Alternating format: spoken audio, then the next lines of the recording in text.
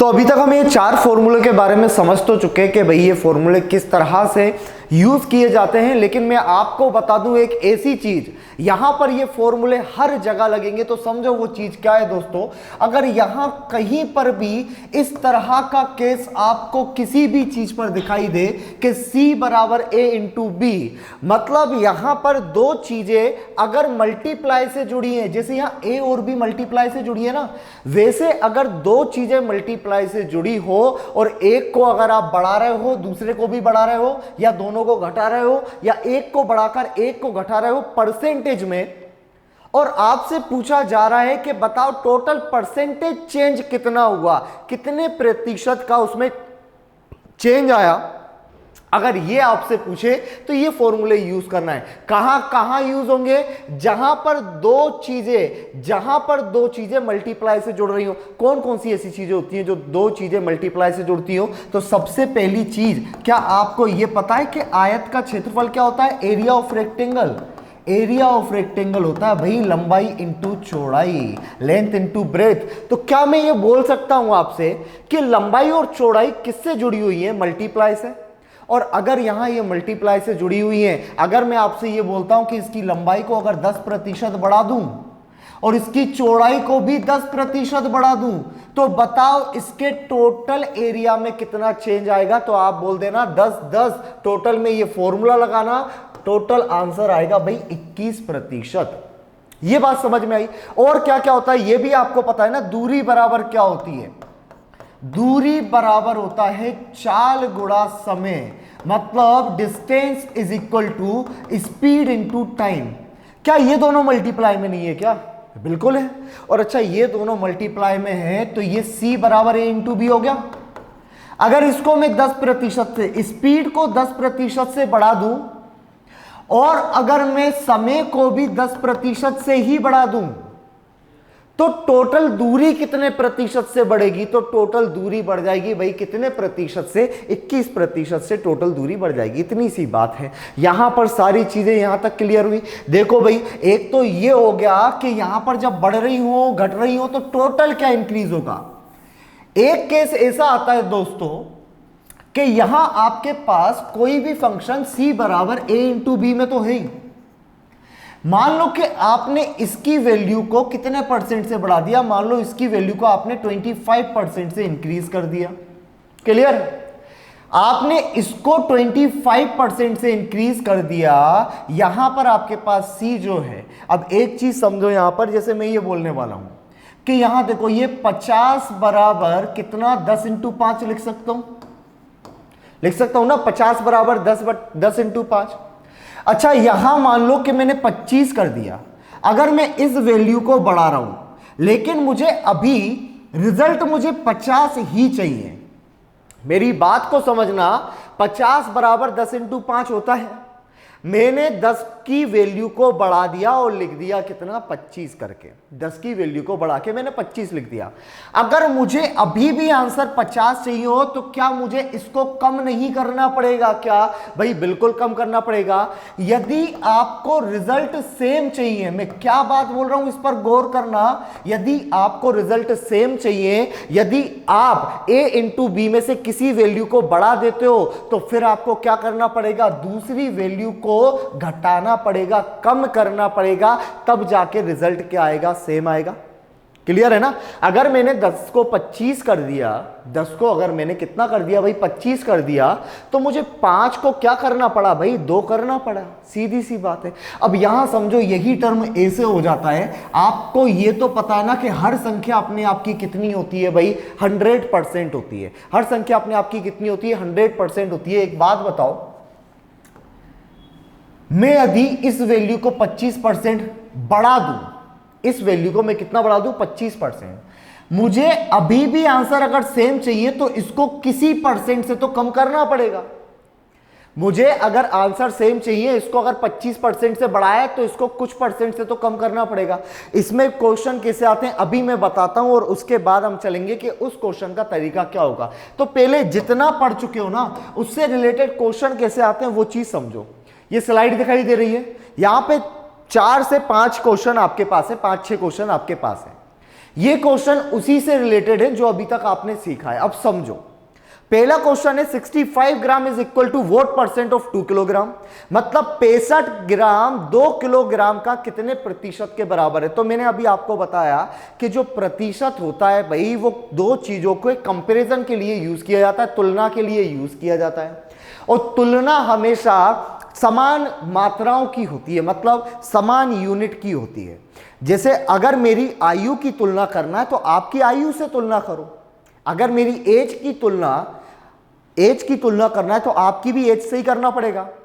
मेरी सैलरी है तो आपकी सैलरी होना चाहिए, मेरी अगर रुपीज में है तो फिर कंपैरिजन रुपीज में होना चाहिए, मेरी अगर डॉलर्स में है तो आपकी भी डॉलर्स में तुलना होना चाहिए। ये तो बेवकूफ़ी हो जाएगी ना कि मेरी सैलरी डॉलर्स में गिनी जा रही है और आपकी किस में रुपए में, और हम दोनों में तुलना करने बैठे कि किसको ज़्यादा सैलरी मिलेगी। क्लियर है? यहां पर समझ में आया? मेरे को मिल रहा है $10,000, मान लो मेरे को मिल रहा है $10,000, आपको मिल रहा है ₹40,000। आप बोल दोगे कि क्या होगा, कंपैरिजन होगा क्या $10,000 का ₹40,000 से? भाई पहले दोनों यूनिट को क्या करना पड़ेगा, सेम करना पड़ेगा। तो यहां पर भी समझो, यहां पूछा जा रहा है कि 65 ग्राम 2 किलोग्राम के कितने प्रतिशत के बराबर है। ये तो ना इंसाफी है, 65 ग्राम का गिनना है लेकिन 2 किलोग्राम में गिनना है। तो क्या करो, बड़ी वैल्यू को छोटा कर दो। तो क्या मैं इस क्वेश्चन को ऐसे बोल सकता हूं कि 65 ग्राम 2000 ग्राम का कितना प्रतिशत, और कैसे बताया, अभी ऐसे बताया नहीं बताया, 65 2000 का कितना परसेंट है। ये 2 0 से 2 0, 5 से गया 4 बार, ये गया 13 टाइम्स, तो ये हो गया 13/4%। क्लियर है? यह भी सीखा है। अच्छा दूसरा देखो, दूसरा क्वेश्चन हमसे बोल रहा है 1.14 को 1.9 के परसेंट के रूप में व्यक्त करने पर क्या प्राप्त होगा। यह लिखा जा रहा है 1.14 is obtained as what percent of 1.9। यही पूछा जा रहा है अभी भी आपसे। जो 1.14 है वो 1.9 का कितना परसेंट है। तो आप कैसे करोगे, 1.14 1.9 का कितना परसेंट है ऐसे लिखोगे। अब यहां पर देखो, ये 2 0 से ये मैं डेसिमल हटा देता हूं, और अगर मैं इसको यहां पर लाया तो ये ऊपर आ जाएगा। ये 19 से जाता है 6 टाइम, तो इसका मतलब हो गया कि 60% आपका आंसर आ गया। कितना परसेंट आंसर आ गया? 60%। इस क्वेश्चन का आंसर हुआ 60%। इतना समझ में आया। चलो तीसरे प्रश्न की तरफ बढ़ते हैं। यहां देखो भाई क्या बोला गया है, एक संख्या पहले 10% बढ़ाई जाती है। Number is increased by 10% and then increased by 20%। पहले 10% से बढ़ा रहा है, फिर 20% से बढ़ा रहा है। आपसे पूछ रहा है what percent original number is increased, फिर से 20% बढ़ाई जाती है, मूल संख्या में कितने प्रतिशत की वृद्धि हुई। तो यही टर्म लगाना, सक्सेसिव रेट परसेंट वाला। पहले आप 10 बढ़ा रहे हो, फिर आपने 20 बढ़ाया, प्लस 10 इंटू 20/100 बोल देना भाई 32% हो जाएगा। 30 + 2, तो टोटल नंबर में कितना परसेंट का इंक्रीज आया भाई? 32% टोटल इंक्रीज हो गई वैल्यू। ये बात समझ में आई? अच्छा अब इसी का देखो, ये होगा। अब इसकी बात करते हैं हम। अभी मैंने आपको बताया ना सारी चीजें, अब उसके ही क्वेश्चन है भाई। है क्या लिखा हुआ है, successive discount of 30% and 20% is equal to what percent of single discount. 30% और 20% की उत्तरोत्तर छूट कितनी एकल छूट के बराबर होती है। इसका मतलब भी मैं आपको बता देता हूं भाई। क्या बोलने का मतलब है, वो बोल रहा है कि आप पहले 20% की 30% का आप कोई डिस्काउंट दो, उसके बाद आप 20% का डिस्काउंट दो। उसकी जगह अगर आप इतना ही परसेंट डिस्काउंट देते हो, एक कितने परसेंट दे दो कि दोनों बराबर हो जाए। मतलब पहला 30%, बाद में 20%, टोटल कितने परसेंट डिस्काउंट के बराबर होगा। तो भाई क्या बताया था डिस्काउंट में, माइनस अगर कॉमन ले लो तो 30 + 20 -30 × 20/100, यही बताया था भाई। ये देखो ये कितना हो गया 50, और ये हो गया 6, और 50 में से 6 गया तो कितना का डिस्काउंट, 44% डिस्काउंट। ये एक सिंगल डिस्काउंट है, टोटल इनके बराबर। मतलब आप पहले 30 का देते हो, फिर आप 20 का दो, या तो आप ऐसा कर लो या आप टोटली 44% का दे दो। और अगर आपने 44% का डिस्काउंट दे दिया तो ये इन दोनों डिस्काउंट के बराबर होगा। फॉर्मूला वही लग रहा है। क्लियर है यहां तक? चलो भाई इसके बाद इस क्वेश्चन की बात कर लेते हैं। If the length of the rectangle is increased by 10%, clear है, length of the rectangle is increased by 10% and breadth is decreased by 10% और उसकी चौड़ाई को 10% घटा दो, then its area will be, क्या इसका एरिया बराबर लेंथ इंटू ब्रेथ नहीं होता, तो ये ए बराबर सी बराबर ए इंटू बी के फॉर्म में नहीं हो गया ना। अगर इसको 10% आप पहले बढ़ा रहे हो, इसको 10% घटा रहे हो, तो कितना परसेंट चेंज आएगा, समझो भाई कितना परसेंट चेंज आएगा। आप क्या लिखोगे कि पहले को बढ़ाया 10%, दूसरे को घटाया 10%, ये cancel, plus minus minus 10 into 10 करोगे तो आएगा 100/100, मतलब जो एरिया है आप अगर ऐसा करोगे तो एरिया 1% से घट जाएगा। अब मेरी एक बात का जवाब दो, एरिया सबसे पहले कितना परसेंट होगा, एरिया सबसे पहले कितना परसेंट होगा, तो आपका आंसर होना चाहिए सर एरिया सबसे पहले 100% होगा, क्योंकि हर चीज अपने आप की कितनी परसेंट होती है, 100% होती है। अब एरिया अपने आप का 100% है, आपने उसकी लंबाई को 10% कम किया, आपने उसकी चौड़ाई को 10% बढ़ा दिया, जो भी हो, दोनों को चाहे बढ़ाओगे घटाओगे कैसे ही आंसर सेम आएगा, तो उसका एरिया 1% कम हो गया। मैं बोल रहा हूं कि अभी एरिया कितना बचा होगा भाई, तो आप बोल सकते हो ना कि अभी एरिया सर क्योंकि 100% पहले था, अभी तो 1% घट गया, तो बचा कितना होगा, 99% बचा होगा। यस और नो बोल सकते हो ना, अभी कितना बचा होगा, 99 बचा होगा। चलो एक बात और समझो, इस क्वेश्चन को अगर आगे इस तरह से बढ़ाया जाता कि if the length of the rectangle is increased by 10% and breadth is decreased by 10%, then its area will be, यहां पर लिखा होता then its area will be, और यहां हमारे पास लिखा होता 396 सेंटीमीटर स्क्वायर, 396 सेंटीमीटर स्क्वायर। और आगे क्वेश्चन ये होता what was the actual area of that rectangle. Hindi में ये पूछेगा कि भाई बताओ, अगर मैं ऐसा कर दूं, आयत की लंबाई को 10% बढ़ा दूं, चौड़ाई को 10% घटा दूं, उसके क्षेत्रफल में अब कमी और वृद्धि नहीं, वो बोलेगा कि उसका क्षेत्रफल 396 सेंटीमीटर स्क्वायर हो जाता है, बताओ उसका वास्तविक क्षेत्रफल कितना था। तो वास्तविक क्षेत्रफल मैंने अभी बताया ना, वास्तविक की जो बात होती है, रियल नंबर की जो बात होती है, पहले वाली चीज की बात होती है, जो बड़ा और घटा नहीं है, वो पहले से ही 100% होगा। भाई बढ़ेगा तब जब उसमें इंक्रीमेंट होगा, घटेगा तब जब उसमें क्या करोगे, किसी चीज की कमी करोगे, लेकिन अगर वास्तविक है तो 100% की वैल्यू होगी। तो दोस्तों क्या मैं आपसे ये बोल सकता हूं, यदि आप किसी चीज को 10% बढ़ाओ और 10% घटाओ, 10% घटाओ 10% बढ़ाओ, तो टोटल कितने परसेंट की कमी होती है, 1% की।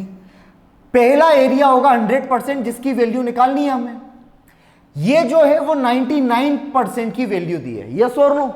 तो मैं यहां पर ये बोल सकता हूं क्या कि किसी नंबर का 99% अगर 396 है, एक्चुअल पूछ रहा है तो 100% कितना होगा, क्या इसको ऐसा नहीं लिखूं क्या, 396 99% की वैल्यू है और मेरे से पूछा जा रहा है 100% कितना होगा, बस इतना ही तो पूछा जा रहा है। ये कितनी बार गया भाई, 4 बार गया, और 4 बार गया तो कितना हो गया, ये हो गया 400। मतलब जो एक्चुअल था, जो एक्चुअल वैल्यू थी किस चीज की, उसके रेक्टेंगल के एरिया की, वो थी 400 स्क्वायर मीटर। इतनी सी बात है, समझ गए होगे, इतने तो समझदार हो गए होगे अभी तक 1 घंटे के बाद। अब इसकी बात कर लेते हैं, समझो कि ये क्वेश्चन क्या बोल रहा है। अभी देखना, मैं आपको पहले ही बता देता हूं, ये नंबर के बारे में था तो ये परसेंट से हो गया क्वेश्चन, ये डिस्काउंट के बारे में था तो ये डिस्काउंट से हो गया क्वेश्चन, ये आपका किससे हो गया, एरिया एंड पेरीमीटर से हो गया ये क्वेश्चन।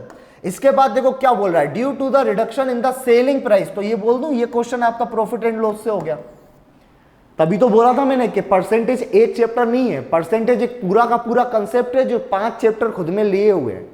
अगर परसेंटेज ठीक से पढ़ ली ना सर आपने, तो उसके बाद आपको इधर उधर भटकने की जरूरत नहीं है। आपको साधारण ब्याज बराबर P into R into T बटे में 100, आपको कंपाउंड इंटरेस्ट बराबर P into 1 plus R upon 100 की पावर n-1, ऐसा कुछ याद करने की जरूरत नहीं रहेगी, बस कंसेप्ट को समझ लो। और मैं आपको बता दूं कि फॉर्मूला लगाकर कोई भी इंसान 20 या 10 सेकंड के अंदर आंसर नहीं ला सकता, क्योंकि वो पहले फॉर्मूला लगाएगा, देन वैल्यू पुट करेगा, उसको सोल्व करेगा, सिंप्लीफाइड करेगा, देन जाकर आंसर लाएगा।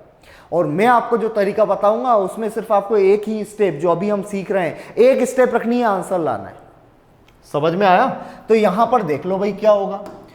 यहां आपसे बोला जा रहा है due to the reduction in the selling price of production by 20%, विक्रय मूल्य पर 20% कम करने पर उसकी बिक्री में 80% की वृद्धि हो गई। Its sale is increased by 80%। What is the net effect on its sale? तदनुसार उसकी कुल बिक्री वास्तव में कितनी प्रभावित हुई। यहां पर जो कुल बिक्री है, टोटल सेल है, उसका मतलब है कि टोटल पैसों में उसका कितना, यानी देखो अब सीधी सी बात मैं आपको एक बात बताऊं कि यहां पर जब इससे रिलेटेड क्वेश्चन आता है तो एक चीज होती है,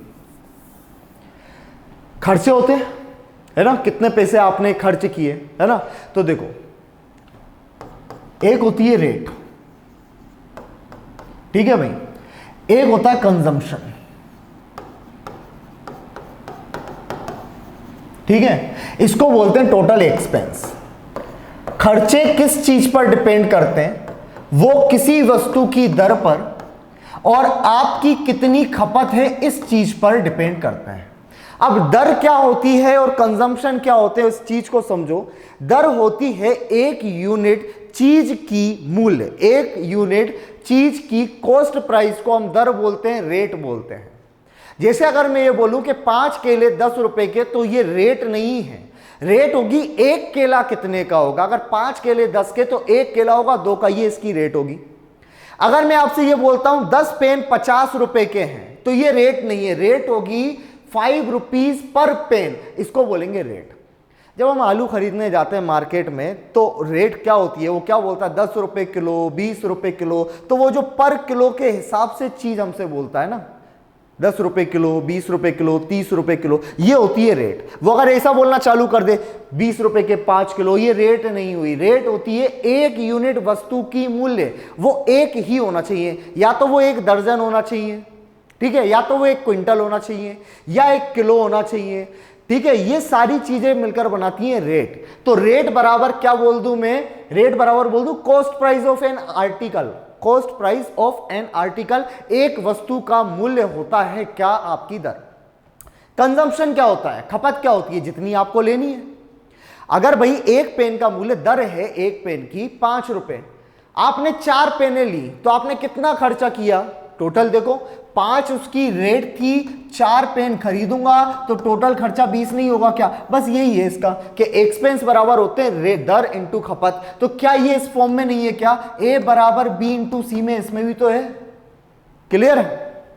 यहां पर जो आपसे बोला गया ना कि उसका विक्रय मूल्य 20% कम कर दिया, मतलब उसकी रेट को 20% कम किया, ठीक है। और बोल रहा है उसकी सेल इंक्रीज हो गई 80% से। अब सेल का मतलब क्या हो? किसी ने तो खरीदा होगा ना, और किसी ने खरीदा होगा तो कंजम्पशन, खपत तो की होगी। इसका मतलब वो ये बोल रहा है कि इसकी जब मैंने रेट 20% से घटाई तो इसकी खपत जो है, कंजम्पशन जो है वो 80% से बढ़ गया। बोल रहा है what is the net effect on it sale. Sale मतलब खर्चे या इनकम। किसी के लिए खर्चे हैं तो किसी के लिए इनकम है या नहीं? आज अगर आपने मेरा कोर्स परचेज किया तो आपके लिए तो एक्सपेंस हो गया, लेकिन मेरे लिए क्या हो गई? इनकम हो गई। क्लियर है? तो खर्चे और जो हमारे वो होंगे, सैलरी जो होगी, अर्निंग जो होगी, इनकम जो होगी, वो कहीं ना कहीं एक जैसी है, अलग अलग इंसान पर डिपेंड कर रहा है। अगर इसने 200 रुपए खर्च किए तो किसी ने 200 रुपए कमाए भी होंगे, और दोनों सिर्फ एक ही चीज पर डिपेंड कर रही है, रेट और कंजम्पशन। क्लियर है? उसने अगर 80 रुपए का माल खरीदा तो सामने वाले ने 80 रुपए कमाई भी होंगे। क्लियर है? यहां पर खर्चे बराबर हो गया दर इंटू खपत। ये बोल रहा है कि टोटल सेल पर कितना, कुल बिक्री, कुल बिक्री मतलब कितने पैसे प्रभावित हुए। तो क्या वो फॉर्मूला लगा सकता हूं क्या मैं? भाई विक्रय मूल्य 20% कम माइनस 20 प्लस 80 प्लस माइनस 20 गुणा 80/100%। क्लियर है? ये कितना हुआ? प्लस का 60। और ये अगर 60 हुआ, यहां देखना 80 में से 20 गया तो 60, ये माइनस है, ये 2 जीरो से 2 जीरो गई, ये हो गया 16, और 16 जब माइनस करोगे तो आएगा कितना?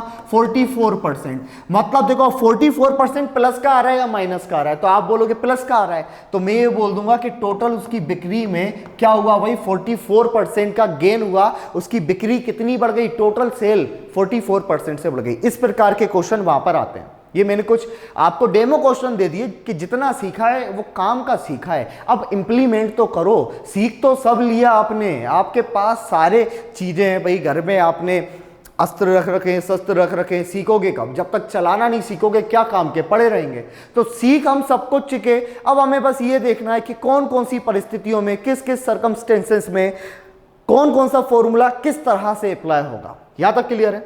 अब मैं आता हूं आखिरी क्वेश्चन पे। अब देखो ये क्या है, यह बोल रहा है आपसे price of sugar has increased by 20%, price of sugar has increased by 20%, by how much percent does a housewife should reduce the consumption of sugar so that her expenses remain constant। चीनी के मूल्य में 20% की वृद्धि हो गई, मूल्य मतलब रेट।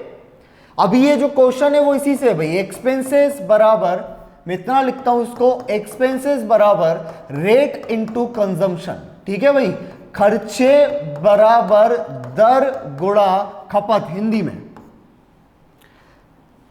चीनी के मूल्य में 20% की वृद्धि हो गई, यानी रेट बढ़ गई है 20% से।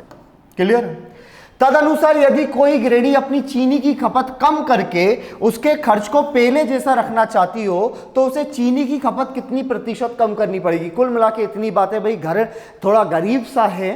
हुआ क्या है कि वो चीनी कुछ खरीद रहे थे, जब चीनी की रेट क्या हुई, उन्होंने शक्कर खरीदने के लिए कुछ रुपया सेव कर रखा था कि हमें हर महीने इतने रुपए की शक्कर खरीदनी है।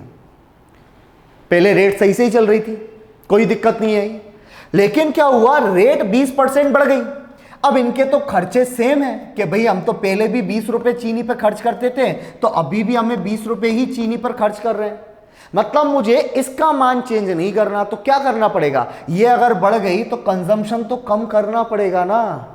अगर कंजम्पशन कम नहीं करोगे तो रेट क्या होगी, बढ़ेगी, सीधी सी बात है। तो ये कितने प्रतिशत से कम करें, तो यहां पर देख लो भाई, 2 सेकंड में सीख जाते हैं, उसके बाद तो आपको सुपरमैन बना दूंगा मैं। मतलब क्वेश्चन देखो आंसर लगाओ, क्वेश्चन देखो आंसर लगाओ, बस 5 मिनट की और बात है। यहां समझ लो, सबसे पहले कंसेप्ट समझ लो। मान लो कितने प्रतिशत से बढ़ रही थी, 20% से ना। मान लो यहां पर कि जो परिवार है, जब रेट, चीनी की रेट कितनी थी, यहां पर समझो, चीनी की रेट हम मान लेते हैं भाई 20 रुपए या 40 रुपए थी, 40 रुपए पर केजी चीनी थी, तो ये इसकी हो गई रेट। ठीक है, वो परिवार अगर हर महीने 5 किलो चीनी खरीदता था, ये हो गया कंजम्पशन, यानी ये हो गई खपत। तो एक बात बताओ, अगर ये दर है, ये खपत है, 40 रुपए पर किलो, 5 किलो चीनी खरीद रहा था, परिवार पहले कितना रुपए खर्च कर रहा था, तो आप बोल देना 45 जा कितना, 200 रुपीज, 200 रुपए क्या कर रहा था, खर्च कर रहा था। क्या हुआ, रेट बढ़ गई, और रेट बढ़ी कितने रुपए से, रेट बढ़ी भाई, रेट बढ़ गई 20% से। कितने परसेंट से, 20% से। अच्छा, अभी हम मान लेते हैं कि रेट बढ़ी होगी भाई 25% से। कितने परसेंट से रेट बढ़ी होगी, 25 से। तो एक बात बताओ, किसका 25% बढ़ेगा, 40 का। 40 का 25% निकाल सकते हो ना, कितनी बड़ी होगी, आधे का आधा, 20 का आधा, 10। मतलब अब रेट हो गई 20%, 25% बढ़ने के बाद रेट कितनी हो गई भाई, रेट हो गई अब 10 और बढ़ गई 50 रुपए पर केजी। रेट कितनी हो गई, 50 रुपए पर केजी। क्या करना पड़ेगा भाई, खर्चे नहीं बदलने, एक्सपेंस जो है वो सेम होना चाहिए, खर्च उतना ही होना चाहिए। तो क्या करूं मैं भाई, अगर खर्च मुझे अभी भी 200 रुपए ही करना है, तो अब 50 का कितने से मल्टीप्लाई करूं, 4 से मल्टीप्लाई करूं भाई, मुझे 4 किलो चीनी खरीदनी होगी, तब जाके 200। अच्छा, खर्चे बढ़े, रेट बढ़ी 25% से, लेकिन खपत को परसेंट में पूछा गया ना कि कितनी कम हुई। तो आप ये बताओ, खपत पहले कितनी कम हुई, आप बोलोगे 1 किलोग्राम। किस में से कम हुई, 5 में से। कितनी प्रतिशत, तो आप ऐसे लिखोगे ना, 5 में से 1 किलोग्राम चीनी कम खरीद पा रहा हूं। अब मुझे प्रतिशत में आंसर देना है, तो 100% से मल्टीप्लाई क्यों ना कर दूं भाई। इसकी रेट मैंने 20, इसकी खपत मैंने 20% कम की है। कितने प्रतिशत कम की, 20%। मुझे खपत कंजम्पशन 20% कम करना पड़ा, तब जाके मेरे खर्चे क्या हो गए, जितने पहले थे उतने ही अभी मैं खर्चे कर सकता हूं। तो क्या सर, एक प्रश्न हमारे दिमाग में घूम रहा है, क्या इस तरह के क्वेश्चन को हर बार ऐसा करना पड़ेगा? अगर यह प्रश्न तुम्हारे दिमाग में घूम रहा है तो उसका जवाब मैं दे देता हूं कि हर बार इस प्रश्न को ऐसे करने की कोई जरूरत नहीं है। जरूरत नहीं है तो कुछ ना कुछ तो अल्टरनेटिव सोचा होगा मैंने। वो अल्टरनेटिव क्या है, उस चीज को समझो। मैं एक आपको चार्ट बनवाता हूं, और ये चार्ट क्या रहेगा, प्रोडक्ट कॉन्स्टेंसी इसको बोलते हैं, कि जहां पर आपका दो चीज जो प्रोडक्ट से जुड़ी हो, C बराबर A इंटू बी, क्लियर है? इनका प्रोडक्ट करने पर, इनमें कोई भी चेंज करने पर भाई ये चेंज नहीं होना चाहिए। अगर इसको बढ़ा रहे हो तो इसको कम करना पड़ेगा कि ये चेंज ना हो। तो मैं एक ऐसी चीज बता रहा हूं कि जहां पर C चेंज नहीं होगा, तो अगर इसको बढ़ाओगे तो इसको कम करना पड़ेगा। परसेंट में देखो कि किस तरह से, तो चार्ट में कुछ इस तरह से बनाना, हाथों हाथ चार्ट बना लो भाई। एक तरफ आप लिखोगे क्या, यहां लिखना इंक्रीज और यहां लिखना डिक्रीज, क्लियर है? यहां लिखना वृद्धि और यहां लिखना आप कमी।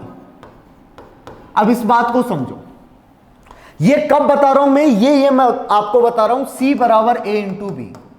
यदि आप इन दोनों में से किसी की भी वृद्धि कर देते हो तो इसको सेम रखने के लिए कितने प्रतिशत की कमी करनी पड़ेगी, तो समझो। एक एग्जांपल भी दूंगा। सबसे पहले लिखना भाई 100%।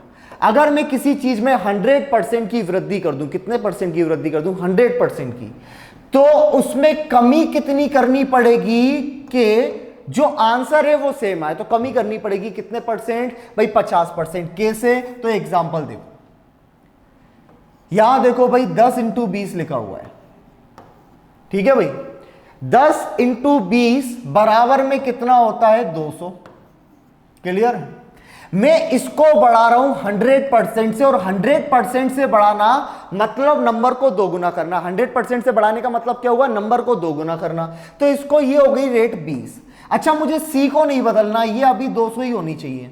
तो एक बात बताओ, मुझे इसको कम करना पड़ेगा। इसको कितना कम किया, 10 कर दिया, तब जाके 200 हो पाएगा। मैं पूछ रहा हूं आपने कितना कम किया, आप बोल दोगे 10 कम किया। भाई ये 10 जो कम किया है वो 20 का कितना प्रतिशत है, क्योंकि 10 तो 20 से कम किया है ना। तो आपको बस यही पता करना है कि ये 10 20 का कितना प्रतिशत है। तो आप क्या बोलोगे, 50% नहीं है क्या? जब एक चीज को आपने 100% से बढ़ाया तो दूसरे को आपको 50% से कम करना पड़ा, तब जाके जो आंसर है वो सेम आया, क्लियर है?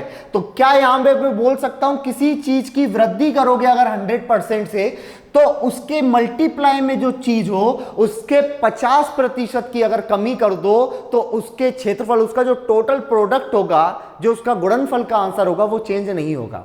जैसे आयत के क्षेत्रफल में अगर मैं लंबाई को 100% से बढ़ा दूं, ये मान लो लंबाई है आयत की और ये आपकी चौड़ाई, ये आपकी क्या है भाई, चौड़ाई है, क्लियर है? और ये क्या हो जाएगा, उसका क्षेत्रफल हो जाएगा, ये एरिया हो जाएगा। अगर मैं उसकी लंबाई को 10% से बढ़ा दूं, चौड़ाई को कितने प्रतिशत से कम करना पड़ेगा कि उसका क्षेत्रफल समान रहे? तो आप बोल देना 100% से बढ़ा रहे हो, 50% से कम करो, आंसर है, क्लियर है? अच्छा, यहां समझो, अभी इसको रफ करते हैं। ये कितने तरीके के क्वेश्चन पे लगेगा वो भी मैं बताऊंगा। 100 से बढ़ाया, 50 से कम किया। 50 से अगर बढ़ाओगे तो कितने से कम करोगे? सबसे पहले चार्ट बना लो। 50 से अगर बढ़ाओगे तो कम करोगे 33:1/3% से।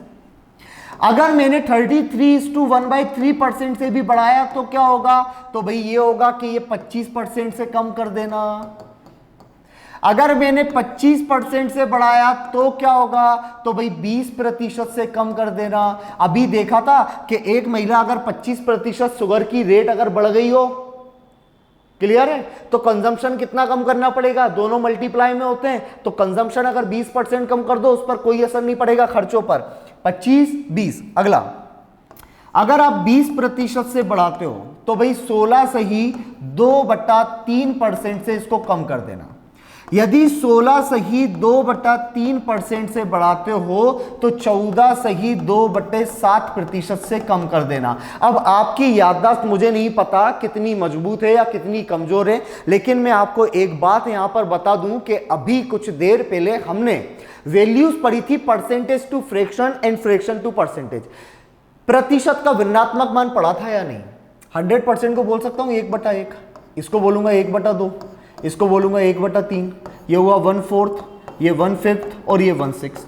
क्लियर है? ये देखो ये क्या हुआ 1/2, 1/3, 1/4, 1/5, 1/6 एंड 1/7। तो एक बात बताओ, क्या ये यहां पर ऐसा नहीं है कि अगर आप 1/1 से बढ़ा रहे हो तो 1/2 से कम करो फ्रैक्शन में, यदि आप 1/2 से बढ़ा रहे हो तो 1/3 से कम कर दो, यदि आप 1/3 से बढ़ा रहे हो तो 1/4 से दूसरी चीज को कम कर दो, यदि आप 1/4 से बढ़ा रहे हो तो 1/5 से कम कर दो, 1/6 से बढ़ा रहे हो 1/7 से कम कर दो, 1/8 से बढ़ा रहे हो 1/9 से कम कर दो, 1/10 से बढ़ा रहे हो 1/11 से कम कर दो। क्लियर? यहां पे समझ में आया? अच्छा, अब यहां पर समझ ही रहे हो तो यहां समझो, ये उल्टा भी चल सकता है। इसको अगर मैं ये बोलूं 100% से बढ़ाइए तो 50% कम करना पड़ेगा, तो आप ये बोल देना कि 50% अगर कम करोगे तो दूसरी चीज को 100% बढ़ाना पड़ेगा। एसएससी के मैं अभी आपको बता दूं कि 2016 का एक एसएससी का सीजीएल का ही एग्जाम था 2016, उसमें 2016-17 है ना, उसमें जो एग्जाम में एक क्वेश्चन आया था और सेम क्वेश्चन आपके किस में आया था, सिंडिकेट बैंक पीओ के मेंस में। प्रश्न ये था, ध्यान से सुना, क्वेश्चन क्या था कि एक व्यापारी होता है, एक मर्चेंट होता है, वे अपनी वस्तुओं को पहले से 50% रेट उनकी बढ़ाकर लिखता है। वे अपनी वस्तुओं को पहले से कितनी परसेंट रेट बढ़ाकर लिखता है? 50% ज्यादा रेट बढ़ाकर लिखता है। यदि वे व्यापारी अब नो लॉस नो प्रॉफिट के टर्म पे वो वस्तु को बेचना चाहे, मतलब वो वस्तु को बेचना चाहता है कि उसे ना तो लाभ हो और ना उसे हानि हो, तो बताइए वे उस वस्तु पर कितना % का डिस्काउंट देगा? डिस्काउंट मतलब वैल्यू कम करेगा। क्या बोला जा रहा है, मैं एक बार और बता दूं कि कोई मर्चेंट ने, कोई व्यापारी ने एक वस्तु खरीदी थी, जितने भी प्राइस की खरीदी थी उसको वो 50% हाइक पे ले जाके उसने उसकी रेट लगा दी। लेकिन अब वो चाह रहा है कि भाई क्या करूं, अब वो चाह रहा है कि मैं उसको कैसे बेचूं। कोई उसका जान पहचान वाला आया होगा, जैसे जाते हो कि भाई साहब आप तो अपने वाले हो, आपसे क्या कमाना, जिस रेट में हमें पड़ा था उसी रेट में आपको बेच देते हैं, तो 50% तो बढ़ा के लिखी थी। अब काउंटर पे बैठा था छोटू, बात सुनना, तो सेठ जी ने बोला कि भाई ये अपने वाले हैं, इनको उतना डिस्काउंट दे देना जितना अपन ने बढ़ाया था। तो छोटू को तो याद रह गया कि सर ने बढ़ाया था 50%, तो एक काम करता हूं 50% का ही डिस्काउंट दे देता हूं, तो सेठ जी को ना तो फायदा होगा और ना घाटा होगा, घर की चीज घर में ही जा रही है। तो क्या हुआ समझो कि यहां पर 100 रुपए की चीज थी, सेठ जी ने इसका 50% बढ़ाकर रखा था। इसका मतलब है कि कितने रुपए लगा के रखे थे उन्होंने? 150 रुपए उस वस्तु का मूल्य बनाकर रखा था। कोई जान पहचान वाला आया, अब देखो सेठ जी बोल रहे हैं जितने में मुझे पड़ी थी मैं भी आपको उतने पे ही बेचूंगा, 1 रुपया नहीं कमाऊंगा भाई साहब। बोले ठीक है, मतलब आप कितने में बेचना चाह रहे हो? 100 रुपए में। लेकिन छोटू को तो हिसाब पता ही नहीं है। छोटू ने क्या किया, सेठ जी ने 50% बढ़ाए थे, मैं 50% का डिस्काउंट देता हूं। अच्छा एक बात बताओ, किसी चीज पर 50% का अगर डिस्काउंट दोगे तो बेचोगे भी तो 50% पर ही ना। तो 150 का 50% कितना होगा? कितना होगा भाई? 75। अगर छोटू 75 में चीज को बेच दे तो सेठ जी को घाटा हो जाएगा, तो ये तो गलत है। अगर 50% रेट बढ़ाइए तो 50% का आप डिस्काउंट नहीं दे सकते। क्या करना पड़ेगा? वैल्यू है 150, अगर नो प्रॉफिट नो लॉस में बेचना चाह रहे हो तो 50 रुपए का डिस्काउंट दो। और डिस्काउंट हमेशा होता है किस चीज पर? एमआरपी पर। तो भाई 150 पे 50 का डिस्काउंट, तो मुझे यही पता करना है कि ये जो 50 है, ये जो 50 है वो 150 का 150 का कितना % है? समझो ये गया 3 बार, 1/3 की परसेंटेज वैल्यू क्या होती है? 33:1/3%। और ये भी तो यही चार्ट बोल रहा है कि किसी चीज की वैल्यू को अगर आप 50% से बढ़ा दो तो वापस से उसी टर्म पर आने पर, वापस से उसी जगह पर आने पर आपको 33 सही 1/3 से क्या करनी पड़ेगी? कमी करनी पड़ेगी। मतलब अगर आप ज्यादा देते हो 50% से रेट ज्यादा लगा दी, नो प्रॉफिट नो लॉस में चीज को बेचना चाह रहे हो तो 50% का डिस्काउंट मत देना, आप अच्छे व्यापारी नहीं कहलाओगे। आप 33 सही 1/3% का डिस्काउंट देना, तब जाकर वो चीज घर की चीज घर में घर की ही रेट पर जाएगी। ये बात समझ में आई। अब इसी तरह से क्वेश्चन होते हैं कि राम की आय अगर श्याम की आय से 25% ज्यादा है तो श्याम की आय राम की आय से कितने प्रतिशत कम होगी। Same question same chart. मान लो कि राम की आय श्याम की आय से 25% ज्यादा है, तो ऐसे लिख लूं क्या मैं, राम की आय अगर 100 रुपए है और श्याम की अगर 25% ज्यादा है तो इसका 25% मतलब ये होगा 125। क्लियर। लेकिन अब से पूछा जाए कि राम श्याम की आय तो इससे ज्यादा है 25%, तो राम की कम होगी, तो श्याम के रिस्पेक्ट में राम की कितने प्रतिशत कम है। तो देखो जितनी इसकी रुपए में ज्यादा है उतनी इसकी रुपए में कम होगी, जितना ये ज्यादा है उतना ही ये कम होगा। अब अगर ये कम होगा तो यहां समझो, आप ये बोल देना कि भाई 125 में से राम की 25 कम है और परसेंट में आपको चाहिए तो मैं 100% से मल्टीप्लाई कर देता हूं। ये 5 बार आया, ये 20 बार आया, मतलब राम की अगर 25% ज्यादा है, सॉरी श्याम की 25% ज्यादा है तो राम की 25% कम होगी। क्या ये वाली लाइन यही चीज नहीं बोल रही है क्या कि एक वस्तु दूसरे से अगर 25% ज्यादा है, 25% ज्यादा है, तो दूसरी चीज पहली चीज से ऑटोमेटिकली 20% कम होगी। मतलब इसको रामबाण बोल सकते हो आप। रामबाण इलाज है सारे प्रश्नों का परसेंटेज से। जहां पर सक्सेसिव परसेंट रूल लगे हो सकता है, जहां पर प्रोडक्ट कॉन्स्टेंसी लगे कि किसी चीज को नियत रखना है हो सकता है, जहां पर एक को बढ़ाकर दूसरे को घटाने की बात आए हो सकता है, दो चीजों के कंपेयर करना हो, तुलना करना हो सकता है कि मेरी आय आपकी आय से 100% ज्यादा है तो आपकी आय मेरी आय से मतलब सैलरी से कितने परसेंट कम होगी। आंसर आंखें बंद करके दे देना 50%। गलत होने की संभावना 0, सही होने की संभावना 100%। कितने समय में, विद इन 5 सेकेंड।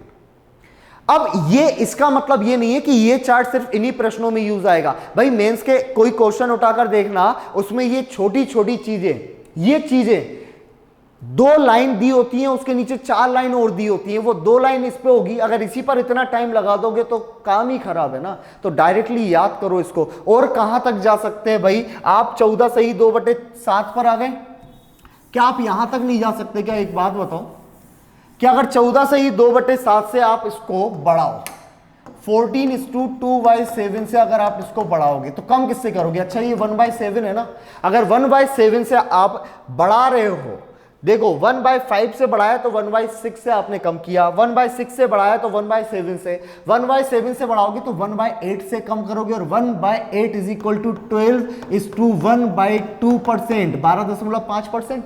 ये लिखा था। अच्छा यहां देखो, अगर आप 12.5% मतलब 1/8, यदि आप 12.5% से बढ़ाते हो मतलब 1/8 से बढ़ाते हो तो करना किससे कम होगा भाई, 1/9 से कम कर दो, और 1/9 का मतलब 11:1/9%। और ये ऐसा ही बहुत सारा चलता चला जाएगा। क्लियर है यहां पर। अगर वैल्यू, अब यहां समझो, 100% से बढ़ी तो 50 से कम हुई, 50 से बढ़ी तो 33 से कम हुई, 33 से बढ़ी तो 25 से कम हुई। वैल्यू अगर 100 से बढ़ रही है तो ठीक उसके छोटे वाले टर्म से कम हो जाएगी, और अगर 50 से बढ़ेगी तो 50 से छोटा 1/3 होता है तो उससे कम हो जाएगी। 1/3 से अगर बढ़ेगी तो उससे छोटा होता है 1/4 तो उससे कम हो जाएगी। मतलब सीधी सी बात है कि कम वाली वैल्यू से हमेशा कम करना है, ज्यादा वाली वैल्यू से हमेशा ज्यादा करना है। कम वाली वैल्यू से हमेशा क्या करना है, कम करना है, ज्यादा वाली वैल्यू से हमेशा क्या करना है, ज्यादा करना है, और आंसर ले आओगे। इतनी बात क्लियर है। लेकिन दोस्तों यहां पर मान लो कि मेरे पास 60% का तो कोई भी उपाय नहीं है कि 60% का क्या होगा, तो कैसे करोगे 60% का। यहां देखो, अगर किसी चीज में 60% का इंक्रीमेंट हो जाए, एक बात दिमाग में रखो, बोर्ड पर अभी ध्यान मत दो, सिर्फ दिमाग पर देखो, कॉन्सेंट्रेट करो, इमेजिन करो। एक नंबर 100 है, एक नंबर कितना है 100, उसमें अगर मैंने 60% की वृद्धि की, 60% मैंने उसको बढ़ा दिया, तो अब वो नंबर क्या हो गया होगा, आप बोल देना 160। क्लियर है। 100 में अगर मैंने 60% की वृद्धि की तो 160 हो गया। तो क्या मैं ये बोल सकता हूं कि 160 100 से 60% ज्यादा है, बिल्कुल बोल सकता हूं। अगर ये 60% ज्यादा है 100 से, तो 100 160 से कुछ परसेंट तो कम रहा होगा। कितना परसेंट कम समझो, 100 160 में 60 का ही अंतर है, मतलब 160 100 से 60 ज्यादा है और 100 160 से 60 कम है।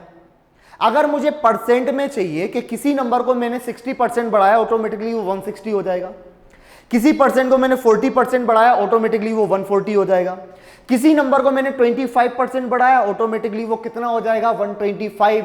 वापस से 100 आने में क्या करना पड़ेगा, जितने नंबर को आपने बढ़ाया उतने नंबर को कम कर दो।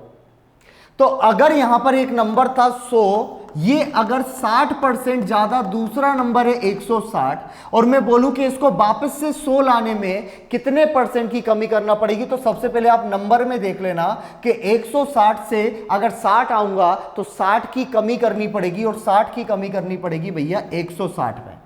60 की कमी 160 में, और यही तो पता करना है कि ये 60 160 का कितना परसेंट है। ये 2 0 से, ये 1 0 से 1 0 गई, या देखो भाई ये 2 से 3 बार गया, 2 से 8 बार गया, तो आपका आंसर हो गया 300/8%। इतने परसेंट की क्या करनी पड़ेगी, कमी करनी पड़ेगी।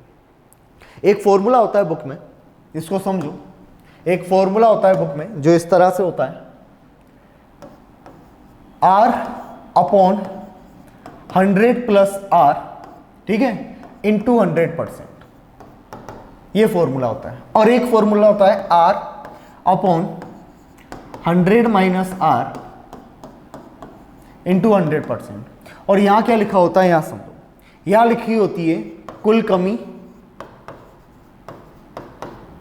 और यहां लिखी होती है कुल वृद्धि। कुल कमी और कुल वृद्धि लिख सकते हो आप, समझो।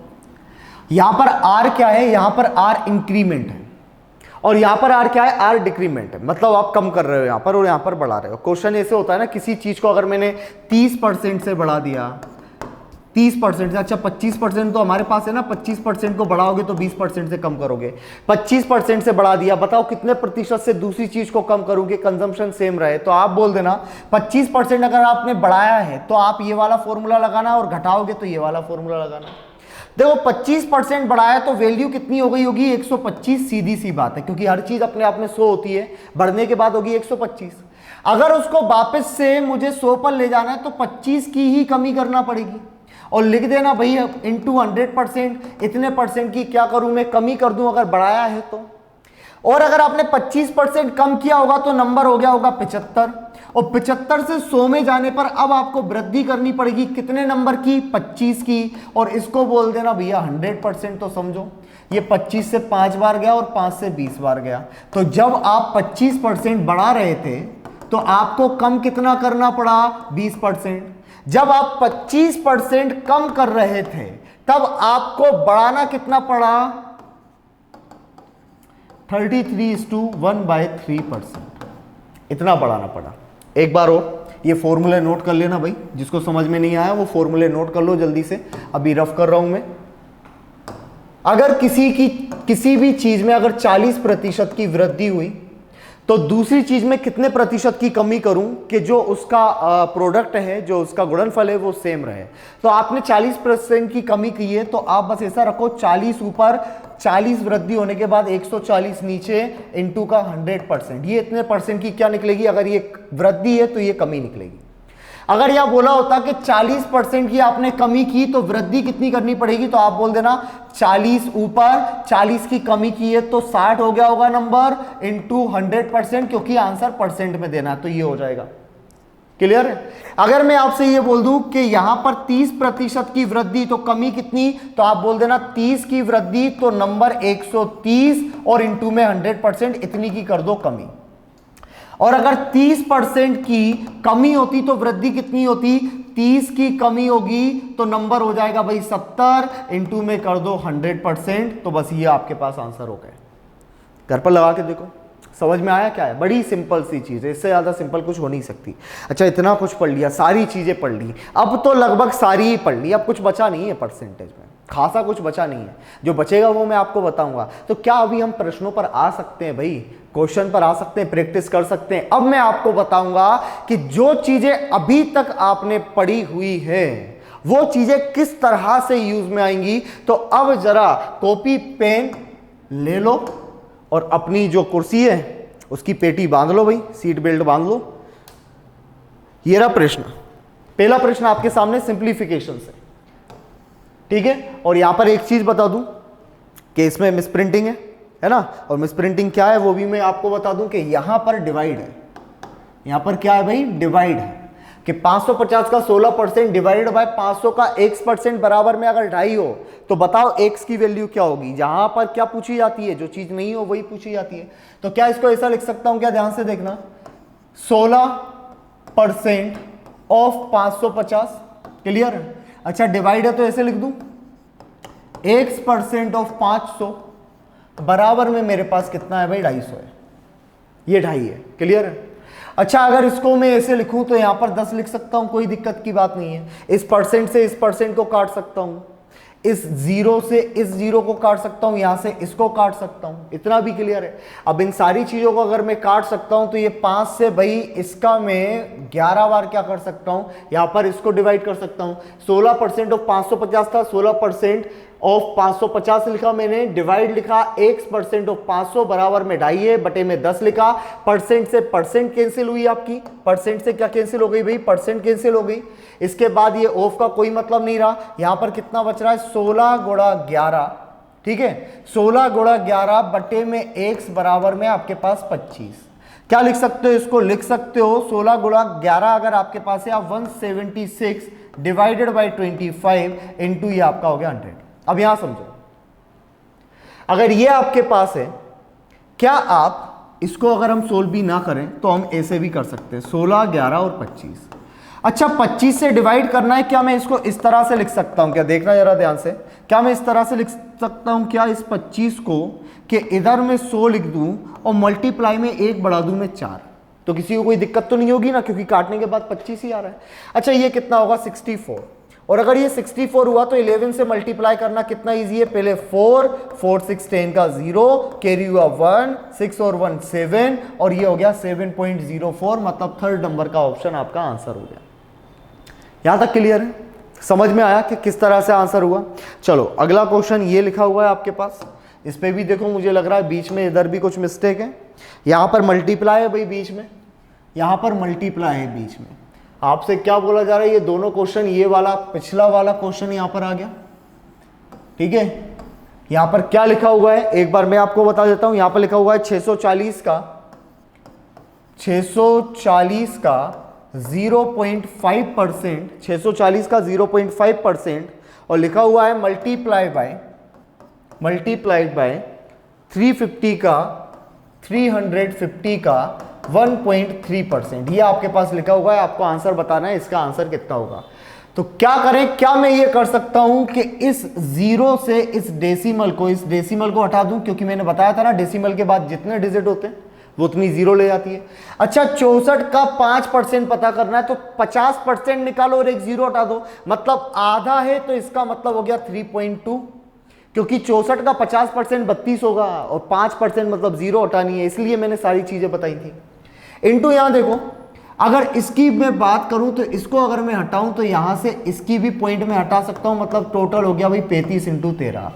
अब 13% निकाल रहा हूं, या आप क्या 13 का मल्टीप्लाई 35 में कर सकते हो क्या, एक बात बताओ, 13 का मल्टीप्लाई 135 में आराम से कर सकते हो भाई। 35 से कम 35 350 हो जाएगा, और 350 में आपको 105 जोड़ने, मतलब 455 इसका आंसर होगा। कितना होगा, 400। और अगर इसका आंसर भाई 455 हुआ तो आपके पास परसेंटेज है, मतलब आप ऐसा लगा सकते हो। क्लियर है। अब यहां समझो, अगर ये ऐसा ही होना है प्रश्न, अगर ये प्रश्न ऐसा ही सोल्व होना है तो 3.2 इंटू कितना आया, 4.55 आया। अच्छा दशमलव को मैंने क्या बोला था, आप दशमलव को भूल जाओ, कि दशमलव है, और सीधा मल्टीप्लाई करो। मल्टीप्लाई कर सकते हो आराम से, 32 की टेबल नहीं आती ना, कोई दिक्कत नहीं है, दोगुना करना तो आता है ना। देखो यहां पर 1 के बाद थी, यहां पर 2 के बाद थी, तो जो भी आपका आंसर आएगा उसके पॉइंट के बाद 3 डिजिट आएंगे। कितने डिजिट आएंगे, 3। देखो करो, 32 का 4 टाइम्स, मतलब 2 टाइम्स का 2 टाइम्स, 64 का 2 गुना कितना होगा, 128। तो मैं यहां लिख रहा हूं 128, ये 2 डिजिट छोड़े तो 2 जीरो लगा दो। 32 पंजे कितने होंगे, क्या बताया था, आधा करो और जीरो लगाओ, मतलब ये होगा 160। तो यहां लिखो 160, एक डिजिट का ये जीरो लगाओ। उसके बाद यहां लिख दो भाई 160। अब ये लिखोगे तो ये आएगा 0, 6, 8 और ये 7, 15 का 5, 1 मतलब 14.56। कहीं दिखाई दे रहा है? बिल्कुल दिखाई दे रहा है, 14.56 इतना हो गया। मैंने टाइम लिया क्योंकि मुझे सिखाना है आपको, मुझे करना नहीं है खुद की एक्सीलेंसी। तो मैं आपको सिखाकर भी प्रूफ कर सकता हूं कि मैं जो आपको सिखा रहा हूं, अगर आप ये चीज सीख जाते हो तो आप जल्दी आंसर ले आओगे। और ये बात आपको भी पता है भाई, मल्टीप्लाई 32 की टेबल किसको आती है? आती भी होगी, रेयर केस होते हैं, कोई रट लेते हैं भाई 40 तक 100 तक, उसके कुछ नहीं बोल सकते। लेकिन नॉर्मली हम 32 की टेबल याद नहीं करते तो 32 की टेबल बना भी नहीं सकते क्या? मैंने क्या बोला था आपसे कि नंबर का 2 गुना करना सीख लो सिर्फ भाई, नंबर का 2 गुना और आधा करना सीख लो, टेबल यू बनेगी। क्यों बनेगी? अगर आपने 2 गुना कर लिया किसी नंबर का तो उसका 4 गुना भी कर सकते हो, और 4 गुना कर लिया तो 8 गुना भी कर सकते हो। मतलब आपने टेबल के 2, 4 और 8 तो कर ही लिए। अब इसके बाद सुनो, अगर वो टेबल है और उसका अगर आपने 3 गुना करना और सीख लिया तो आप 6 गुना भी कर सकते हो, क्योंकि 3 का 2 गुना होगा 6 गुना। तो आपने 2 भी सीख लिया, 3 भी सीख लिया, 4 भी सीख लिया, 5 से मल्टीप्लाई आपको आता ही है, 6 गुना आप 3 का 2 गुना कर दोगे, 8 गुना आपने सीख लिया, 7 और 9 बचे तो टेबल पढ़ लो 7 और 9 से। समझ में आई ये सारी चीजें? तो इसीलिए मैंने बोला है कि डबल करना सीख लो बस। आंसर हो गया 14.56। अच्छा, ये सिंप्लीफिकेशन के क्वेश्चन क्योंकि हम कर चुके हैं तो इनको मैं थोड़ा सा स्किप करता हूं। यहां पर इस क्वेश्चन के बारे में आते हैं, हम सीधे थ्योरिकल क्वेश्चन के बारे में आते हैं और समझते हैं कि थ्योरिकल क्वेश्चन कैसे करेंगे।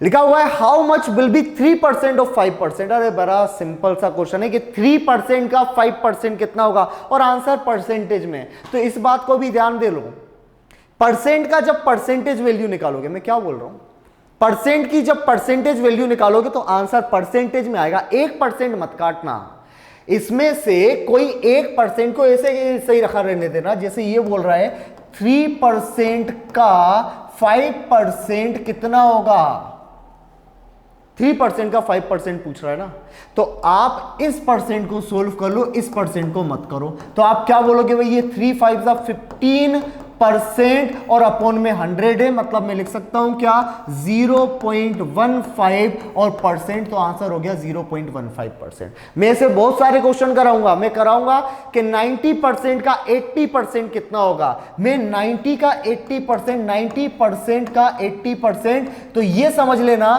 कि ये जो परसेंट है ये इसके साथ चिपकी हुई है, ये हटेगी नहीं। 90% का 80% का मतलब मैं यही पूछ रहा हूं कि 90 का 80% क्या होगा, आप बोलना 72, लेकिन परसेंट, क्योंकि इसके साथ परसेंट चिपकी हुई है। इस बात को समझ लेना, बड़ा काम में आएगा। Profit and loss, simple interest, compound interest, discount, सबकी बात कर रहा हूं मैं, एक चैप्टर की बात नहीं कर रहा हूं। तो इसका आंसर हो गया 0.15%, which is equal to option number 3। ये आपके पास सिंप्लीफिकेशन का क्वेश्चन है। यहां पर इस क्वेश्चन को समझ लेते हैं, ये क्या है। देखो वैसे सिंप्लीफिकेशन का क्वेश्चन है, लेकिन करना कैसे, इस बात को समझो। How much is 27% of 36% of 5/9 of 4500, 4500 के 5/9 के 36% का 27% कैसा होगा। आप इसको ऐसे लिखोगे ना, 27% ऑफ 36% ऑफ 5/9 ऑफ 4500, ऐसे ही लिखोगे इसको। परसेंट हटाओ 100 लगाओ, परसेंट हटाओ 100 लगाओ, मत करना। मैं क्या बता रहा हूं, ये 2 जीरो से क्या मैं ये 1% सोल्व यानी कैंसिल कर सकता हूं? बिल्कुल कर सकता हूं, क्योंकि परसेंट का मतलब होता है अपॉन में 100, और परसेंट का मतलब अगर अपॉन में 100 हुआ तो अगर इनटू में 2 जीरो हैं तो वो कैंसिल हो ही जाएंगी। तो मैं यहां से सिर्फ क्या कर रहा हूं, 2 जीरो से परसेंटेज कैंसिल कर रहा हूं। अब क्या कैंसिल हो सकता है वहां समझो, ये 9 से 3 टाइम चला जाएगा, ये 9 से 3 टाइम चला गया। अच्छा, इसको अगर मैं 3 से मल्टीप्लाई करूं तो ये आएगा कितना, ये आएगा 108, 3 3 9, 90 एंड 6 18, तो 90 और 18 हो गया 108। अच्छा, ये 108 है, 108 का 5 में मल्टीप्लाई अगर मैं करूं तो कितना आएगा भाई 540। तो मैं यहां पर ये लिख दूं, ये 540 बचा, इनटू में ये 45 बचा और परसेंट बचा। क्या ये बोल सकता हूं क्या मैं कि ये तो कुछ भी नहीं बचा, 450 का 45% है, और 45% मतलब आधा माइनस 5%, इतना ही, आधा माइनस 5% कितना हो जाएगा भाई 243। इसका आंसर हो गया, कहीं ऑप्शन में दिखाई दे रहा है 243, ये हो गया भाई 243 इसका आंसर। क्लियर है? मैं वो नहीं करूंगा कि 100 फिर मैं 3 से काटूं या मैं 4 से काटूं, मैं 5 से काटूं और फिर करूं। यहां 2% आ रही हो, वहां 1% बचा लेना। और मैंने 540% क्यों नहीं निकाला? क्योंकि मुझे 45% निकालना आता है और आपको भी अच्छी तरह से आता है कि 45% कैसे निकालना है। कोई नई चीज नहीं है, नई चीज थी तब आप पढ़े नहीं थे, पढ़े हुए लगभग 2 घंटे हो चुके हैं, बहुत सारी चीजें हम समझ चुके हैं। चलो इस क्वेश्चन को समझते हैं, बड़ा सिंपल क्वेश्चन है, 10 सेकेंड आंसर है इसका, 10 सेकेंड में आंसर आएगा इसका।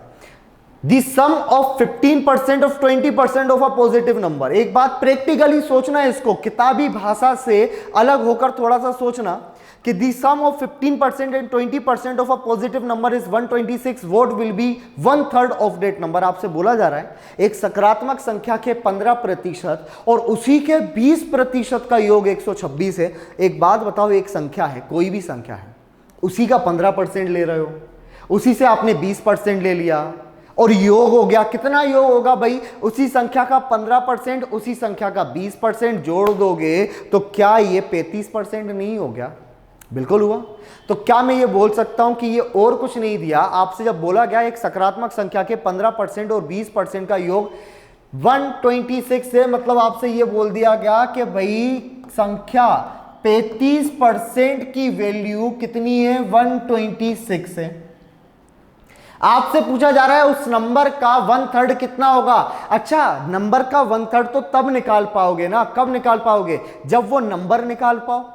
और अभी बताया था कोई नंबर फाइंड आउट करना हो मतलब कितने परसेंट की वैल्यू फाइंड आउट करनी है? 100% की। तो क्या मैं ये करूं कि इस नंबर को 35 से डिवाइड करूं, मल्टीप्लाई करूं 100% का, तो वो नंबर निकलेगा और उसका 1/3 चाहिए सर को, तो 1/3 हम यहां पर ऐसे दे देते हैं।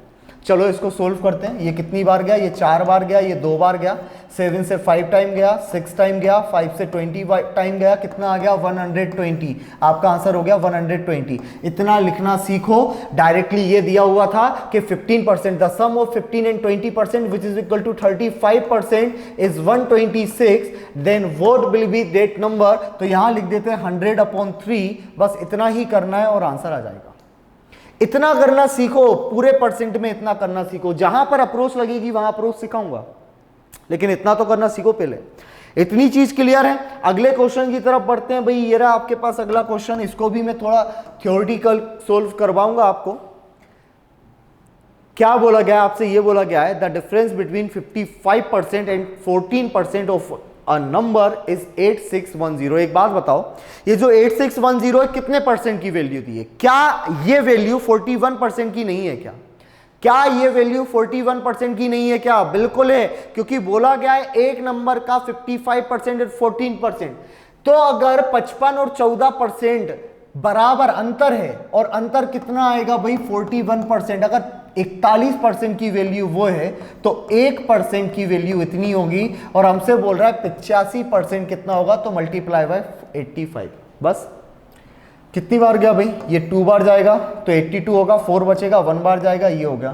तो 21 0 एंड 85 ये होगा। अच्छा, इस जीरो को मैं यहां पर पहुंचा दूं, किसी को कोई दिक्कत नहीं होना चाहिए, क्योंकि मैं मल्टीप्लाई ऐसे इजी कर देता हूं।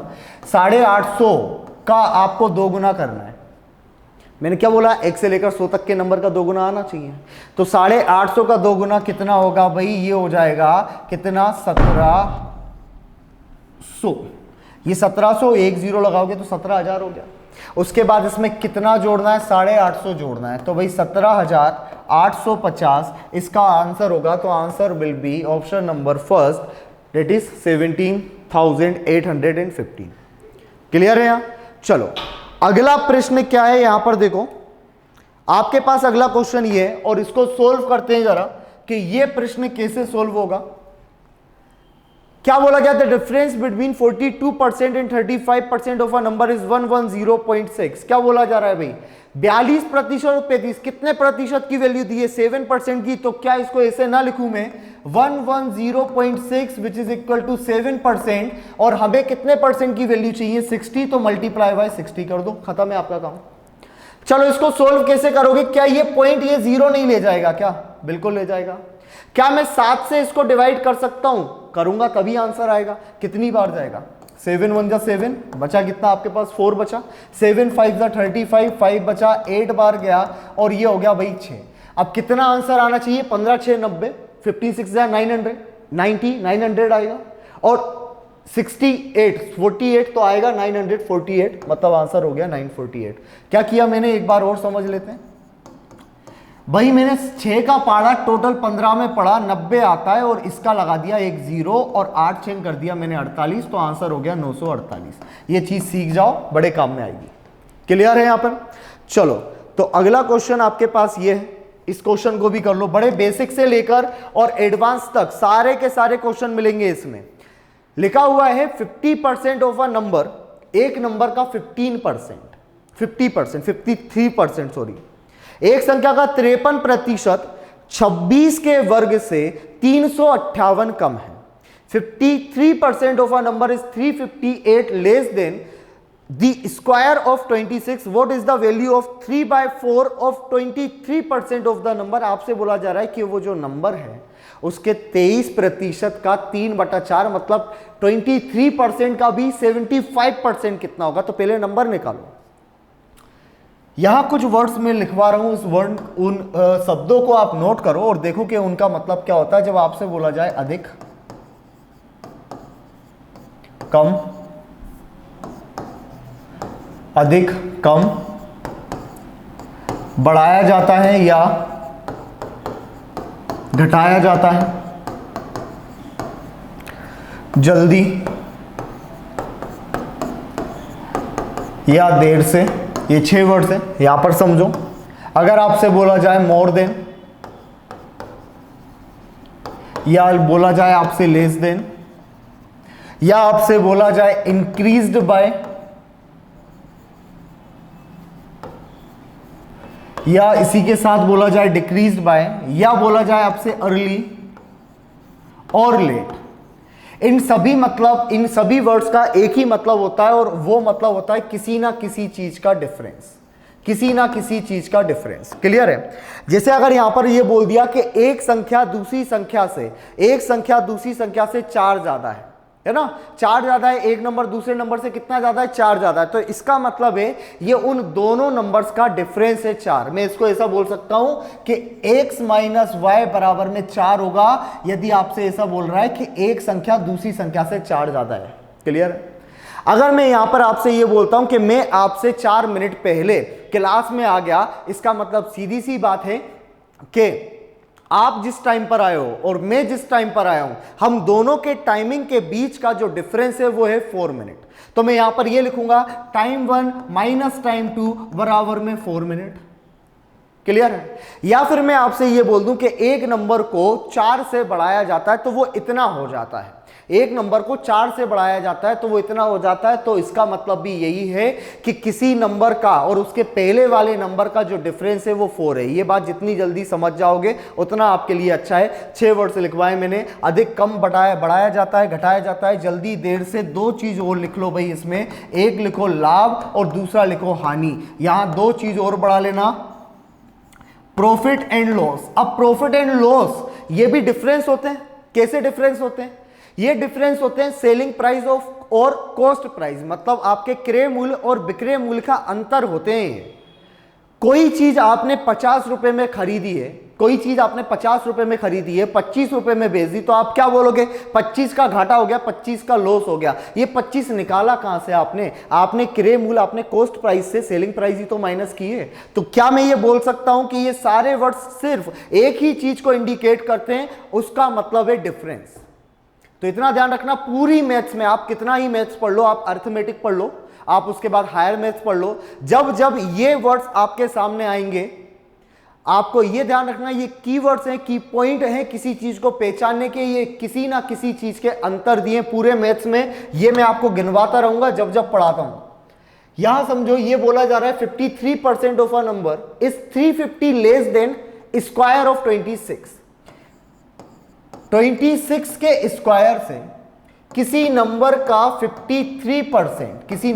53% कितना कम है? 350 कम है। यही बोला ना, एक संख्या का जो 53% है वह 26 के वर्ग से कितना कम है? 358।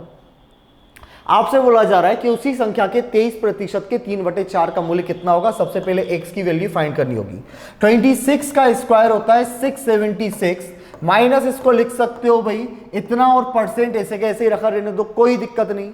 बराबर में आप रखोगे कितना, 358, राइट। अब आपने 358 रखा, मैं क्या कर सकता हूं भाई, इसको मैं उधर ले जाऊं प्लस का हो जाएगा, इसको इधर ले आऊंगा माइनस का हो जाएगा। 16 में से 8 गया तो बचेगा कितना, 8, क्लियर है।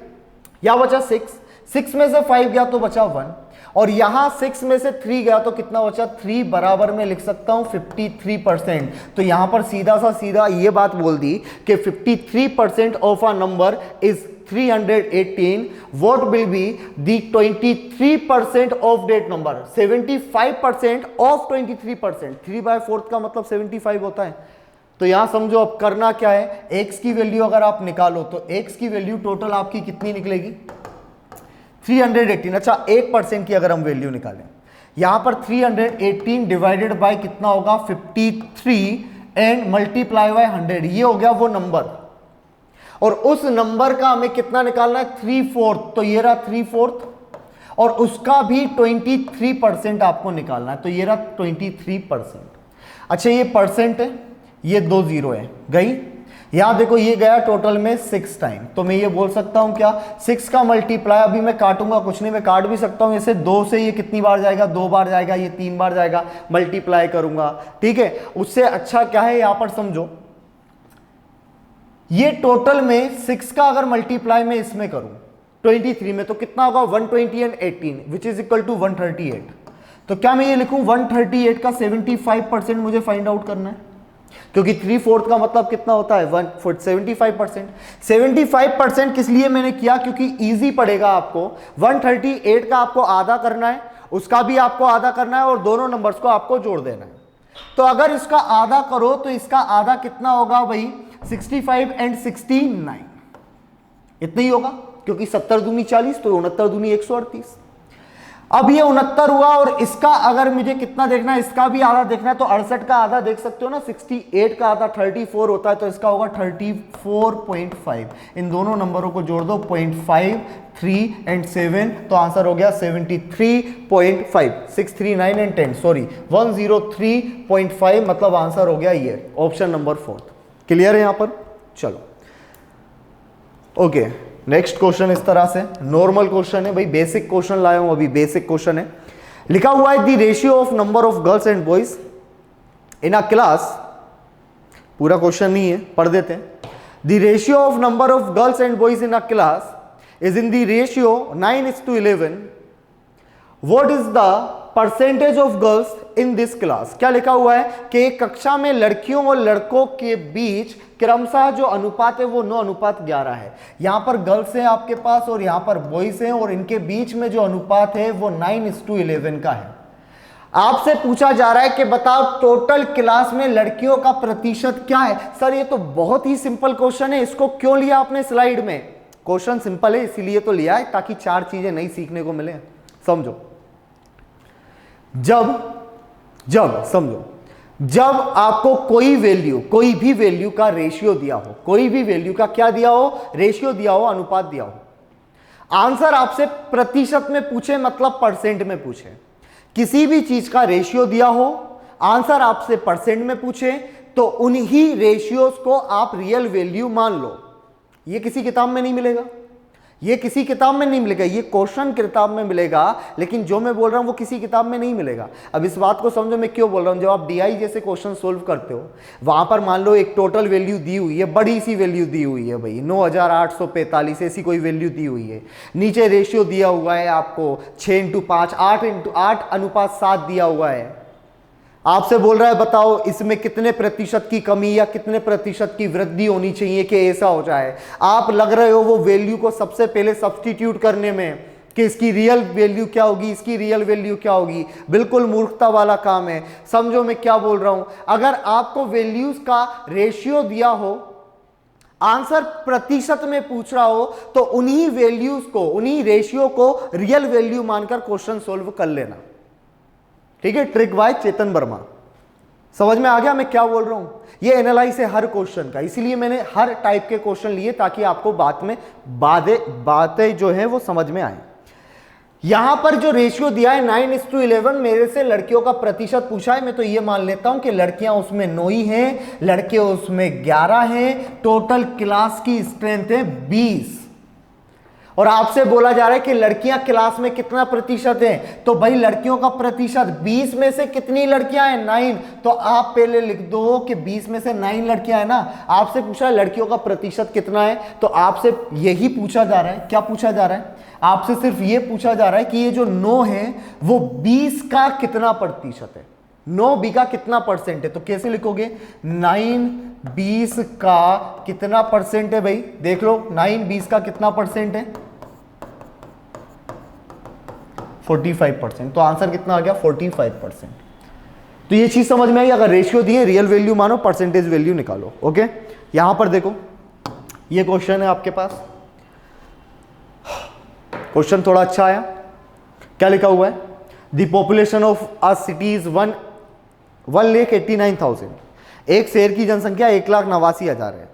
It reduced in the first year by 8%। वे पहले वर्ष में 8% से घटती है। देन इंक्रीज्ड बाय 5%, और दूसरे वर्ष में कितने प्रतिशत से बढ़ जाती है? 5% से बढ़ जाती है। What will be the population of the city after 2 years. एक शहर की जनसंख्या 1,89,000 है, पहले वर्ष 8% घटी, दूसरे वर्ष 5% बढ़ी। 2 वर्ष बाद शहर की जनसंख्या कितनी होगी? तो सबसे पहले यह पता करो कि 2 वर्ष बाद अगर ऐसा होता है तो शहर की जनसंख्या कितने प्रतिशत कम या कितने प्रतिशत बढ़ जाती है। सबसे पहले तो यही पता करना पड़ेगा। तो हमारे पास 2 तरीके हैं, समझो। अगर शहर की अभी जनसंख्या 1,89,000 है, समझो 1,89,000 है, पहले वर्ष अगर वो 8% घटी, तो 8% घटने के बाद वैल्यू रह गई होगी 92%। क्लियर है? वैल्यू रह गई होगी 92%। दूसरे वर्ष अगर वे 5% बढ़ी तो वैल्यू हो गई होगी 105%। और इसी को सोल्व करना है और आंसर लाना है। एक तरीका ये हो सकता है, क्या करोगे भाई, ये 2 0 से मैं इन 2 0 को काट देता हूं। इसको काटूंगा 5 से तो ये 20 बार जाएगा, ये कितनी 21, और ये गया 20 टाइम्स। तो यहां 0 से इस 0 को भी काट देता हूं। 2 से किसको सोल्व कर दूं? इसको। तो ये आ गया 46। अब मेरे पास आया 189 इंटू 46 इंटू 21, और इसका मुझे अब करना है मल्टीप्लाई। कर लो भाई मल्टीप्लाई और आंसर ले आओ। अच्छा, मल्टीप्लाई करने में भी इतनी दिक्कत नहीं होगी। सबसे पहली बात, इतना बड़ा मल्टीप्लाई नहीं है, आप आराम से मल्टीप्लाई कर सकते हो। कैसे? समझो। क्या मैं इस 189 का 21 में मल्टीप्लाई कर सकता हूं? बिल्कुल कर सकता हूं, क्योंकि 2 गुना करना है और 1 गुना करके जोड़ना है। 189 का 2 गुना करोगे तो सबसे पहले तो 89 का 2 गुना करो। अब 89 का 2 गुना कितना होगा भाई? 89 का 2 गुना करने से पहले 88 का कर लो। तो 88 का होता है 176। 88 का 2 गुना कितना होता है? 176। तो इसका होगा 177। 177 और 100 का 2 गुना तो 2 हो गया। ठीक है, तो ये मैं ये बोल दूं क्या है, इसका 2 गुना होगा 378। सॉरी, कितना होगा? क्योंकि ये 189 है, इसका हो जाएगा 370 और 8, क्योंकि 2 गुना कर रहे हैं। देखो भाई, 2 गुना करना, 2 नाम 18 की 8, हासिल लगी 1, 18 दूनी 36 और 1 37। क्लियर सी बात है। अच्छा, 2 से किया, 1 डिजिट छोड़ा, 1 0 लगा दो, उसके बाद इसमें जोड़ दो 189। तो ये हो गया 9, 8 8 16 का 6, कैरी हुआ 1, ये कितना हो गया 39। तो अभी मेरे पास आंसर कितना है? 8 एंड 9, 3969 इंटू करना है मुझे 46। 3969 इंटू करना है 46 का। अब देखो, अगर मैं इसमें 46 का मल्टीप्लाई करूं तो 6 9 कितना होता है? एक बात मुझे बताओ, 6 9 कितना होता है? 54। मतलब ये आंसर नहीं हो सकता। अब इन आंसरों की तरफ देखो तो इसके 2 डिजिट, इसके 2 डिजिट और इसके 2 डिजिट अलग हैं। मतलब मैं लास्ट के 2 डिजिट निकालकर आंसर लगा सकता हूं। वो कैसे लगाऊंगा, इस चीज को समझो। तो मैं पहले 6 का मल्टीप्लाई करूंगा 9 में। 6 9 कितना होगा? 54 का 4, कैरी हुआ 5, 6 नाम 54 का 4, हासिल लगी 5। 6 का मल्टीप्लाई आगे करूंगा तो ये होगा 6 6 36, 9 4 भी कितना होगा? 36। तो ये हुआ 72। 72 एंड 5 77, मतलब 74 और कैरी कितना हो जाएगा, 7 कैरी हो जाएगा, आंसर होगा 182574। चेक कर लेना, यही इसका आंसर होगा। मुझे पूरा नहीं करना है क्योंकि मुझे अपने आप पर विश्वास है कि ये आंसर यही आएगा। नन ऑफ दीज नहीं होता तो मैं 100% होता, लेकिन अभी भी मैं 99% पर भी सही हूं कि आंसर आपका यही आएगा 74 वाला। आप चाहो तो आगे पूरा मल्टीप्लाई कर सकते हो। क्लियर है भाई, यहां पर समझ में आ गया। और क्या कर सकते थे हम, अगर ये नहीं करना था तो एक तरीका और है, अगर पहले 8% से घटी है, बाद में 5% से बढ़ी है, तो टोटल 8 माइनस ये होगा 40/100। क्लियर है। अब यहां पर देखो 8 और 5 अगर माइनस करोगे तो कितना बचेगा, माइनस का 3 और माइनस का ये कितना बचेगा 0.4, यही बचेगा। माइनस का 3 माइनस का 0.4, तो टोटल कितना हो गया, माइनस का 3.4 हो गया। 0 से 0 काटूंगा या पॉइंट लगाऊंगा तो कितना हो गया 3.4। अगर वैल्यू 3.4 घट जाती है तो खुद की कितनी बचती है, तो आप बोल देना 189,000 का कितना बचा होगा भाई, 96.6% बचा होगा। 96.6% परसेंट, ये 2 जीरो लेकर जाएगा, ये 1 जीरो लेकर जाएगा। 189 का मल्टीप्लाई कर दो 966 में तो भी आपका आंसर कितना आएगा, तो भी आपका आंसर ये आएगा। ये सक्सेसिव रूल वाली चीज हो गई। ये कौन सी चीज हो गई, सक्सेसिव रूल वाली चीज हो गई। ऐसे भी आप आंसर कर सकते हो। दोनों तरीके समझ में आए, दोनों तरीके समझ में आए भाई। ये अगला क्वेश्चन आपके पास है, इस क्वेश्चन को समझ लो। क्या बोल रहा है ये क्वेश्चन, समझो। The value of a machine depreciates, depreciation का मतलब होता है घटना, ठीक है। The value of a machine depreciates 5% annually, हर साल उसमें 5% का ह्रास होता है, मतलब उसकी मूल्य में कमी होती है। If it's present value is 2 lakh rupees, यदि उसकी वर्तमान जो मूल्य है वो 2 लाख रुपए है, it's value after 2 years will be, तो 2 साल बाद उसकी वैल्यू क्या हो जाएगी, किसी मशीन के मूल्य में 5% का अगर ह्रास होता है, तो देखो 5% अगर कमी होगी, अभी की प्रेजेंट वैल्यू है 2 लाख, दोनों तरीके से कराऊंगा। 2 लाख अभी का मूल्य है, अगर 5% कम हुई तो इसका मतलब भाई कितनी हो जाएगी, 95% हो जाएगा खुद का। क्लियर है। अच्छा, फिर से 5% कम होगी तो फिर से 95% हो जाएगा। बस इसी को सोल्व करके आंसर बताना है। तो ये गया 2 0 4 0, तो ये गई भाई 4 0। 95 इंटू 95 इज इक्वल टू 95 का स्क्वायर कितना होगा भाई, 90 25, और 90 25 में 0 लगा दो और 2 गुना कर दो, तो कितना होगा, इसका 2 गुना होगा 180 और इसका 2 गुना होगा 500, तो ये हो गया आपके पास 1,80,500 रुपए, मतलब ये आपका आंसर हो गया। क्लियर है। ये मैं समझा चुका हूं ना कि 5% अगर घटाओगे तो खुद की कितनी रह जाएगी, 95% रह जाएगी। इतनी बात क्लियर है। लेकिन ये आपसे आंसर अगर परसेंट में पूछता तो फिर आप क्या करते, समझो। अगर ये आपसे आंसर परसेंट में पूछ रहा है तो दोस्तों इन नंबरों का कोई महत्व नहीं रह जाता। अगर ये आपसे आंसर पूछता परसेंट में तो इन नंबरों का कोई महत्व नहीं रह जाता, फिर सिर्फ परसेंट ही काम करता। अगर वो आपसे बोलता कि कोई भी वैल्यू है, उसकी वैल्यू पहले 5% घटती है, फिर 5% घटती है हर साल में, तो बताओ 2 साल के बाद उसकी वैल्यू कितने % रह जाएगी या कितने % कम हो जाएगी, तो समझो। अगर हर साल 5% कम होती है तो मैं इसको लिख सकता हूं -5 प्लस 5 मल्टीप्लाई बाय 5 इंटू 100%, इतने % टोटल कम होगी। ये -10 हुआ, ये प्लस का हुआ 0.25%, और अगर करोगे तो ये आएगा 9.75% कम। वैल्यू कितनी कम होगी अगर टोटल में पूछी जाए तो 9.75% कम होगी। और रह कितनी जाएगी ये पूछा जाए तो 100 में से माइनस कर देना, मतलब ये बचेगी 90.25% ऑफ इटसेल्फ। और 90 25 अभी हमने 95 का स्क्वायर निकाला था ना, तो सेम चीज है। लेकिन लगेगी कब कब वो मैं आपको बता रहा हूं। अगर वैल्यू किस में पूछी जाए, नंबर में पूछी जाए, तो नॉर्मल सा जो तरीका होता है उसको अप्लाई करो और आंसर लाओ। लेकिन अगर आपसे परसेंट में ही पूछा जा रहा है तो नंबर पे जाओ ही मत, फिर तो परसेंट का रास्ता चुनो और परसेंट से ही आंसर लाओ। चलो भाई, ये रहा आपके पास अगला क्वेश्चन। अब जरा इसका मुझे आंखें बंद करके सिर्फ पढ़ने के बाद आवाज सुन लो और आंसर बता देना। Price of sugar has increased by 20%. Accordingly, by how much % does a housewife should reduce the consumption of sugar so that her expense remain constant? चीनी के मूल्य में 20% की वृद्धि हो गई है। तदनुसार यदि कोई गृहिणी अपनी चीनी की खपत कम करके उसके खर्च को पहले जैसा रखना चाहती है तो उसे चीनी की खपत कितने प्रतिशत कम करनी होगी। कितने प्रतिशत बढ़ी? 20 अगर बढ़ी है तो 16 से ही 2/3 से कम नहीं कर दूं क्या? अगर ऐसा कर दूंगा तो आंसर आ जाएगा। ये तो डायरेक्टली आंसर है ना, समझ चुके हैं ना हम, इसमें तो कुछ नहीं करना ना, बस इसीलिए वो समझाया था भाई। यहां पर देखो ये भी क्वेश्चन वही है, 44% इंक्रीज होगा इसमें। चलो ये क्वेश्चन के बारे में समझ लेते हैं, ये प्रश्न क्या बोलने की कोशिश कर रहा है। If x% of A is same as y% of B, if x% of A is same of if x% of A is same of y% of B, तो आपसे पूछा जा रहा है बताओ z% of B कितना होगा।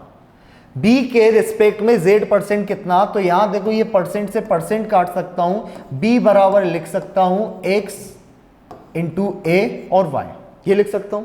तो अगर इसका z% निकालना है तो इसका भी z% निकाल लो, तो ऊपर होना चाहिए x a एंड z और नीचे होना चाहिए y।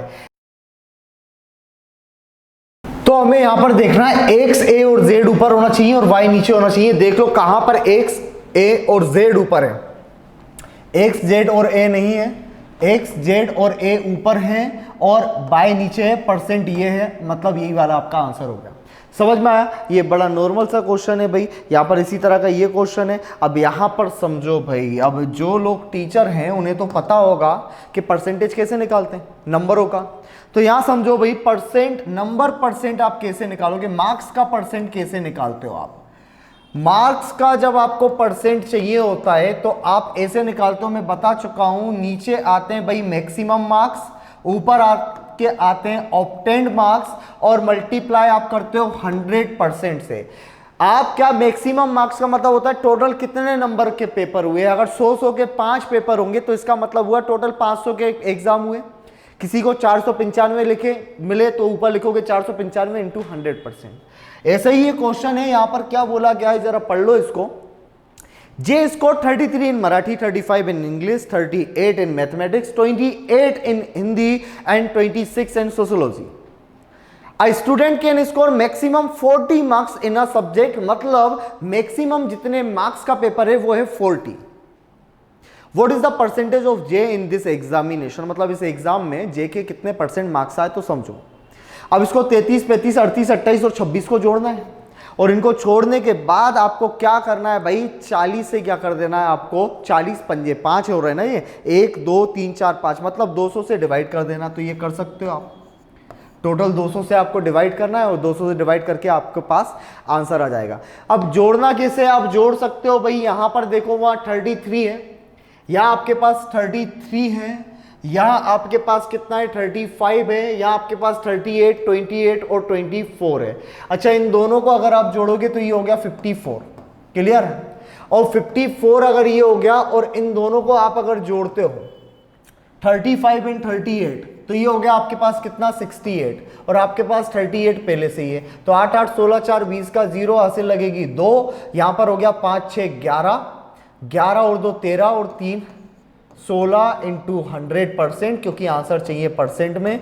2 0 से 2 0 गई, ये कितना आ गया 80, मतलब उसको टोटल कितने मिले हैं भाई 80% मार्क्स मिले हैं। तो इससे तो बहुत सिंपल क्वेश्चन था ये। यहां पर समझ लो भाई, यहां पर समझ लो ये क्वेश्चन क्या बोल रहा है हमसे।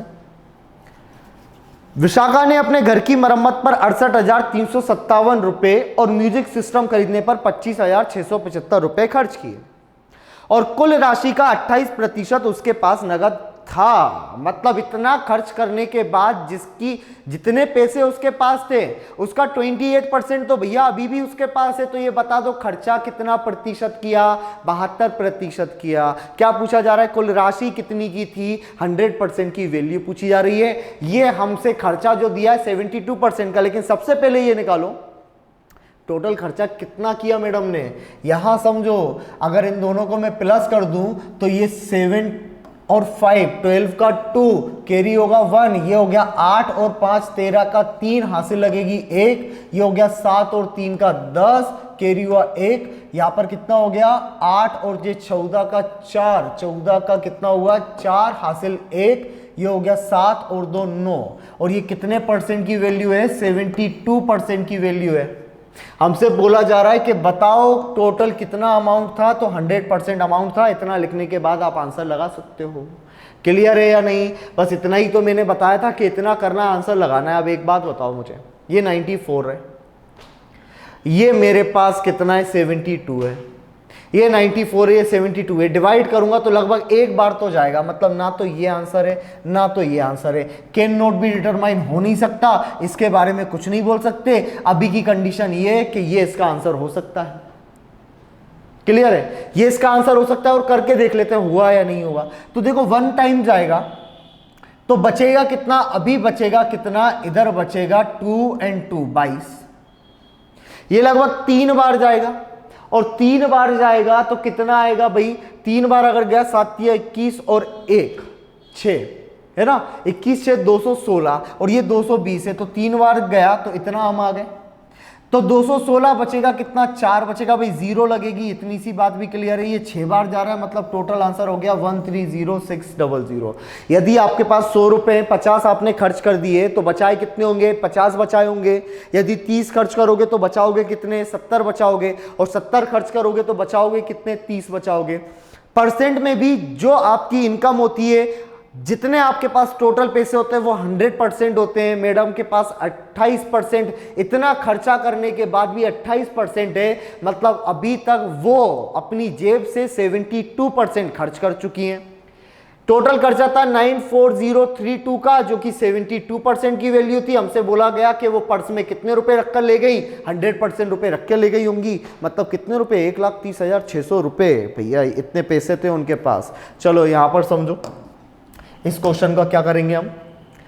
Pradeep invested 20% more than Mohit. Okay, Mohit invested 10% less than Raghu. If the total sum of their investment is 17,380, how much did Raghu invest. Pradeep ने मोहित से 20% अधिक निवेश किया और मोहित ने रघु से 10% कम। यदि उनके निवेश का कुल योग 17,880 हो तो इस क्वेश्चन में क्या करोगे, अब यहां पर तुलना हो रही है। और अगर यहां पर तुलना होगी तो दोस्तों दो चीजों में कंपैरिजन, दो चीजों में होता है, या तो होता है रेशियो में या होता है परसेंटेज में, या तो अनुपात में होता है या किस में होता है भाई, प्रतिशत में होता है, या तो अनुपात में या प्रतिशत में। अभी हम पढ़ रहे हैं प्रतिशत, तो ऐसा नहीं है हम अनुपात ना लगा पाए। समझो यहां 3 लोग हैं, पहला प्रदीप, दूसरा मोहित और तीसरा रघु। आपसे बोला यह जा रहा है कि प्रदीप ने मोहित से 20% अधिक निवेश किया। प्रदीप जितना मोहित ने किया उससे 20% ज्यादा इसने निवेश किया। क्लियर है? मोहित ने रघु से 10% कम, जो मोहित है उसने रघु से 10% कम निवेश किया। यदि उनके निवेश का कुल योग इतना हो, इसको तो मारो गोली। सबसे पहले ये पता करो कि ये कितना कितना परसेंट करेंगे, कौन किस पर डिपेंड है। रेशियो वहां से बनाना स्टार्ट करो, वैल्यूज वहां से बनाना स्टार्ट करो जहां पर उस पेड़ की जड़ हो। मतलब प्रदीप ये बोल रहा है तू जितना करेगा मैं तेरे से 20% ज्यादा निवेश करूंगा। मोहित बोल रहा है सर रघु आप जितना निवेश करेंगे मैं आपसे 10%। ये इस पर डिपेंड कर रहा है, ये इस पर डिपेंड कर रहा है, ये तो किसी पर डिपेंड नहीं कर रहा है।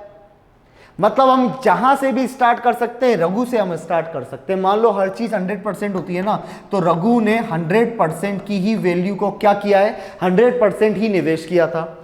ये इससे 10% कम, मतलब इसने 90% इन्वेस्ट किया होगा। ये बोल रहा है तू जितना करेगा मैं उससे 20% ज्यादा करूंगा। ये अगर 90 करेगा तो ये इसका 20% ज्यादा होगा। 90 का 10% 9 तो 20% 18, मतलब ये करेगा 108%। अब तीनों के बन गए भाई, क्या बन गए, तीनों के परसेंटेज बन गए। यहां पर सबको जोड़ लो, टोटल कितना हो गया 298। क्या इतना ही हो रहा है क्या, 8 का 8, 9 का 9 और ये हो गया 200। 298% की वैल्यू दी है 17,880, तो मैं इसको 298 से डिवाइड कर देता हूं। और यह पूछा गया रघु ने कितनी रकम का निवेश किया, मतलब 100% की वैल्यू आपसे पूछी जा रही है, मल्टीप्लाई बाय 100। बस डिवाइड करना है। यहां देखो सबसे पहली बात, अगर यहां 2 देखो और यहां देखो आप 17, तो लगभग 2 से कितनी बार जाएगा, लगभग 2 से 8 बार तो जाएगा। 2 नाम 18 ज्यादा हो जाएगा, 9 बार तो जाएगा नहीं। 2 6 12, ये नहीं होगा, नन ऑफ दीज। 5 बार नहीं होगा, आंसर या तो 8 में से होगा या 7 में से होगा। अच्छा, अगर मैं 7 में करूं तो 2 सत्ते 14 और 9 तिया 36, तो हो सकता है कि आंसर 7 में भी आ जाए। और 2 अट्ठे करूंगा तो इसका 8 गुना अगर करूंगा तो 9 8 72, 7200 जोड़ने पड़ेंगे मुझे कितने में भाई, 16,000 में, और 7200 जोड़ूंगा तो बहुत आगे नहीं पहुंच जाऊंगा, इसलिए इसका आंसर होगा 7,000। और कैसे, यहां पर समझो, मैं 298 का टोटल मल्टीप्लाई किससे कर दूं, 7 से कर दूं। 298 का टोटल मल्टीप्लाई किससे कर दूं, समझो, यहाँ पर 17,880 रुपीज़ है, यहाँ पर 298 आ गया भाई, 298 इंटू में 7 बार लगाने की कोशिश कर रहा हूँ, तो 8 7 56 का 6 हासिल कितनी होगी भाई, 5 होगी ना, 7 और 9 63 होता है, 7 9 63, एंड ये हो गया 68 का 8, कैरी कितना होगा भाई, यहाँ पर कैरी आपके पास हुआ 6, 7 2 14, 14 एंड 6 हो गया 20, तो ये तो आंसर आने से रहा, ये आंसर आने से रहा।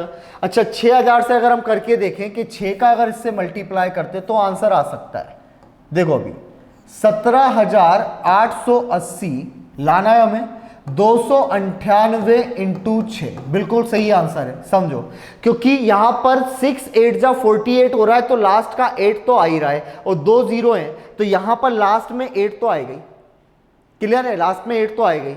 आगे और देखो तो 6 9 जा कितना होता है, 6 8 जा 48, 4 हुआ 54 एंड 8 फिर हो गया, ये 5 हो गया और 17 हो गया, ये 0, तो मतलब इसका आंसर टोटल ये 7 बार जाएगा, तो आंसर 6 बार जाएगा, तो आंसर कितना आ गया, 6,000। आंसर कितना आ गया इसका, 6,000 आ गया लगभग में, अगर हम करके देखें तो। चलो, इसके बाद ये वाला जो क्वेश्चन है, या समझो, बड़ा सिंपल सा क्वेश्चन है ये। क्या पूछा जा रहा है, एक स्कूल में लड़कों की कुल संख्या लड़कियों की कुल संख्या से 16% अधिक है। लड़कों की संख्या लड़कियों की संख्या से 16, अगर लड़कियां 100 हुई तो लड़के होंगे 116, ये गर्ल्स हुए, ये बॉयज हुई, यही बोल रहा है ना, लड़कों की कुल संख्या लड़कियों की संख्या से 16% अधिक है। स्कूल में लड़कों की कुल संख्या का लड़कियों की कुल संख्या से अनुपात क्या है।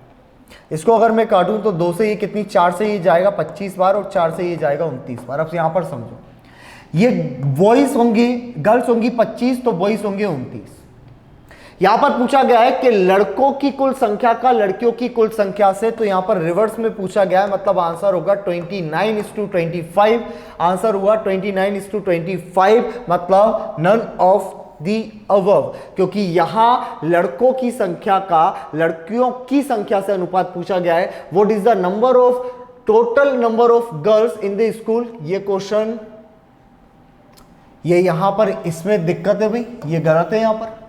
यहां पर जो इंग्लिश की लाइन है, what is the ratio of total number of girls in the school to the, अच्छा, चलो यहां पर पूरा क्वेश्चन नहीं है, ये लिखा हुआ है what is the ratio of total number of girls in the school to the total number of boys, मतलब वहां पर इंग्लिश में पूछा गया है गर्ल्स टू बॉयज, लेकिन हिंदी में बोला गया है बॉयज टू गर्ल्स।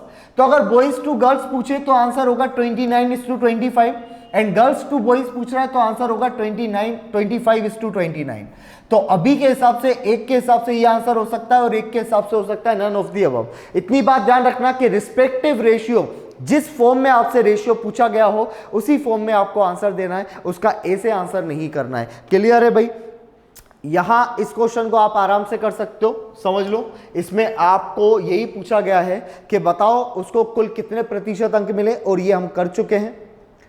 चलो इसको समझते हैं, क्या बोला गया। A person spend 40% of his income on house rent. भैया जितनी भी है, कितनी होती है 100%, 40% किस पर खर्च कर रहा है, मकान के किराए पर, बची होगी 60%। सीधी सी बात है ना, 40% अगर मकान के किराए पे खर्च करेगा तो बचेगी कितनी, 60%।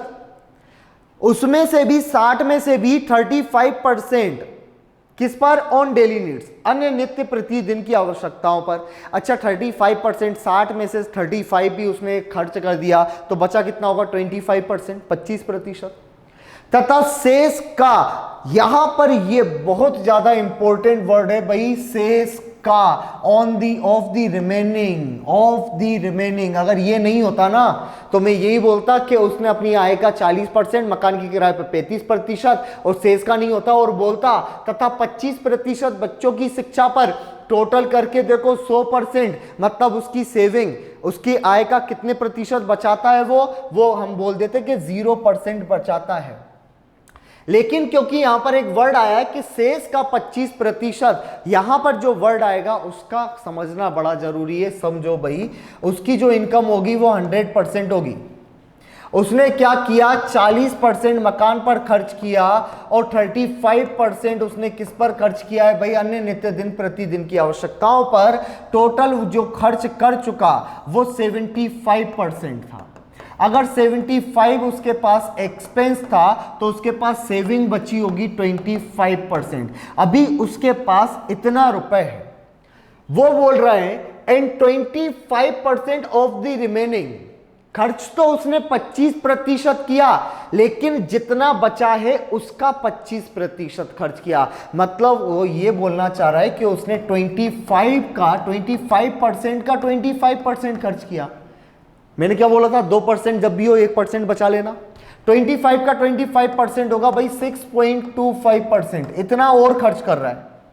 बचाएगा कितना, इसमें से माइनस कर दो 18.75%, इतना वो बचाएगा। मतलब आंसर हो गया ऑप्शन नंबर 3। जब तक ये वर्ड आपको ना दिया जाए शेष रिमेनिंग, तब तक आपको सीधे सीधे चीजों को प्लस करते चलना है। लेकिन जैसे ही उसने वर्ड बोल दिया सेविंग वाला, यानी ऑन दी रिमेनिंग वाला, ऑफ दी रिमेनिंग, शेष वाला अगर कोई वर्ड बोल दिया तो वहां पर थोड़ा सा समझ जाना, क्योंकि शेष का मतलब जितना बचा हुआ है उस पर चीजें कैलकुलेट होनी चालू हो जाएंगी, और नहीं तो पहले तो 100% पर ही हो रही थी। क्लियर है? चलो, ये बहुत ज़्यादा इंपॉर्टेंट क्वेश्चन है जो अभी मैंने लगाया है मार्क्स से रिलेटेड। यहाँ समझो, इसकी कंसेप्ट समझो, इसकी अप्रोच समझो, 10 सेकंड में कैसे आंसर लाना है वो भी समझना समझो। सबसे पहले मैं आपको चीज़ें समझाऊंगा, सिखाऊंगा कि भाई कैसे क्या चीज़ काम करती है, कैसे चलता है। उसके बाद मैं आपको ट्रिक्स भी बताऊंगा, टिप्स भी दूंगा। Total of 55% marks are required to pass an examination. एक परीक्षा में पास होने के लिए 55% कुल अंक पाना जरूरी है। एक बात मुझे बताओ, वो बोल रहा है कि पासिंग मार्क्स ही 55% है। पासिंग मार्क्स कितने? 55%। अगर कोई 54% लाया तो क्या होगा? फेल हो जाएगा। यदि कोई 56% लाया तो क्या होगा? क्या वो भी फेल हो जाएगा? नहीं, 55% पासिंग मार्क्स है, इसका मतलब 55% से जो नीचे लाया वो फेल हो गया। और पास होने के लिए कम से कम 55% तो आना ही चाहिए। यह बोल रहा है एक विद्यार्थी को 520 अंक मिलते हैं और वे 5% अंकों से फेल घोषित हो जाता है। एक बात बताओ, जो पासिंग मार्क्स हैं परसेंटेज में, जो पासिंग मार्क्स हैं परसेंटेज में वो कितने? 55%। अगर किसी को 54% मार्क्स मिले तो आप क्या बोलोगे? वो कितने परसेंट मार्क्स से फेल हो गया? 1% से। अगर किसी को 53% मिले तो आप क्या बोलोगे? वो कितने परसेंट मार्क्स से फेल हो गया? 53 मिले तो 2% से। अगर वे 5% से फेल हो जाता है तो क्या मैं ये बोल दूं कि उसे टोटल कितने परसेंट मार्क्स मिले होंगे? भाई 50% मार्क्स मिले होंगे। अगर वो 5% से फेल हो रहा है, पास होने के लिए 55 चाहिए, 5 से फेल होगा तो मिलेंगे कितने? 50। आपसे बोल रहा है जिसको 50% अंक मिले उसको 520 अंक मिले, तो ये बोल दूं भाई जो 5% से फेल है मतलब उसे 50% मिला होगा नंबर्स का। टोटल नंबर्स का 50% बराबर है 520 के। आपसे बोल रहा है किसी भी विद्यार्थियों को कुल कितने अंक मिल सकते हैं? What is the maximum marks a student can score? Maximum अगर 100 का होगा तो 100 कर सकता है, 200 का होगा तो 200 कर सकता है, और मैक्सिमम मार्क्स अपने आप में कितने होते हैं? 100% होते हैं। तो मैं ये बोल दूं ये 50% की वैल्यू है, 100% की चाहिए तो इसका 2 गुना कर दो, कितना हो गया? 1040। आपका आंसर हो गया भाई 1040। ये डायरेक्टली भी हो सकता था।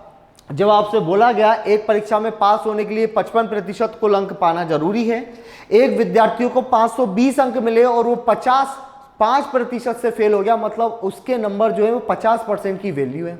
50% बराबर 520 तो 100% हो गया, 1040 आपका आंसर हो गया। क्या करना है इसमें? कुछ भी तो नहीं करना। अगला प्रश्न देख लो भाई, यहां पर ये क्वेश्चन देखो। इस क्वेश्चन को करने से पहले मैं एक और क्वेश्चन, यहां पर इस क्वेश्चन को देखो, बड़ा सिंपल सा क्वेश्चन है भाई, समझो। ये भी उसी के जैसा है लेकिन सिंपल है।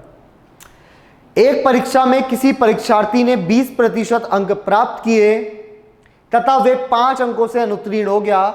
N examinee score 20% marks in an examination and he failed by 5 marks.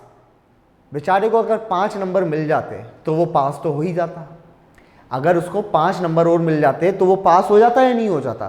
तो क्या मैं अभी इसके लिए बोल सकता हूं क्या कि जो इस परीक्षा के पासिंग मार्क्स होंगे, जो उत्तीर्ण अंक होंगे, वो कुछ नहीं है, आप 20% लाओ और प्लस 5 नंबर अगर लेकर आते हो, आप 20% लाते हो और अगर 5% नंबर और लेकर आ जाते हो तो आप पास हो जाते हो।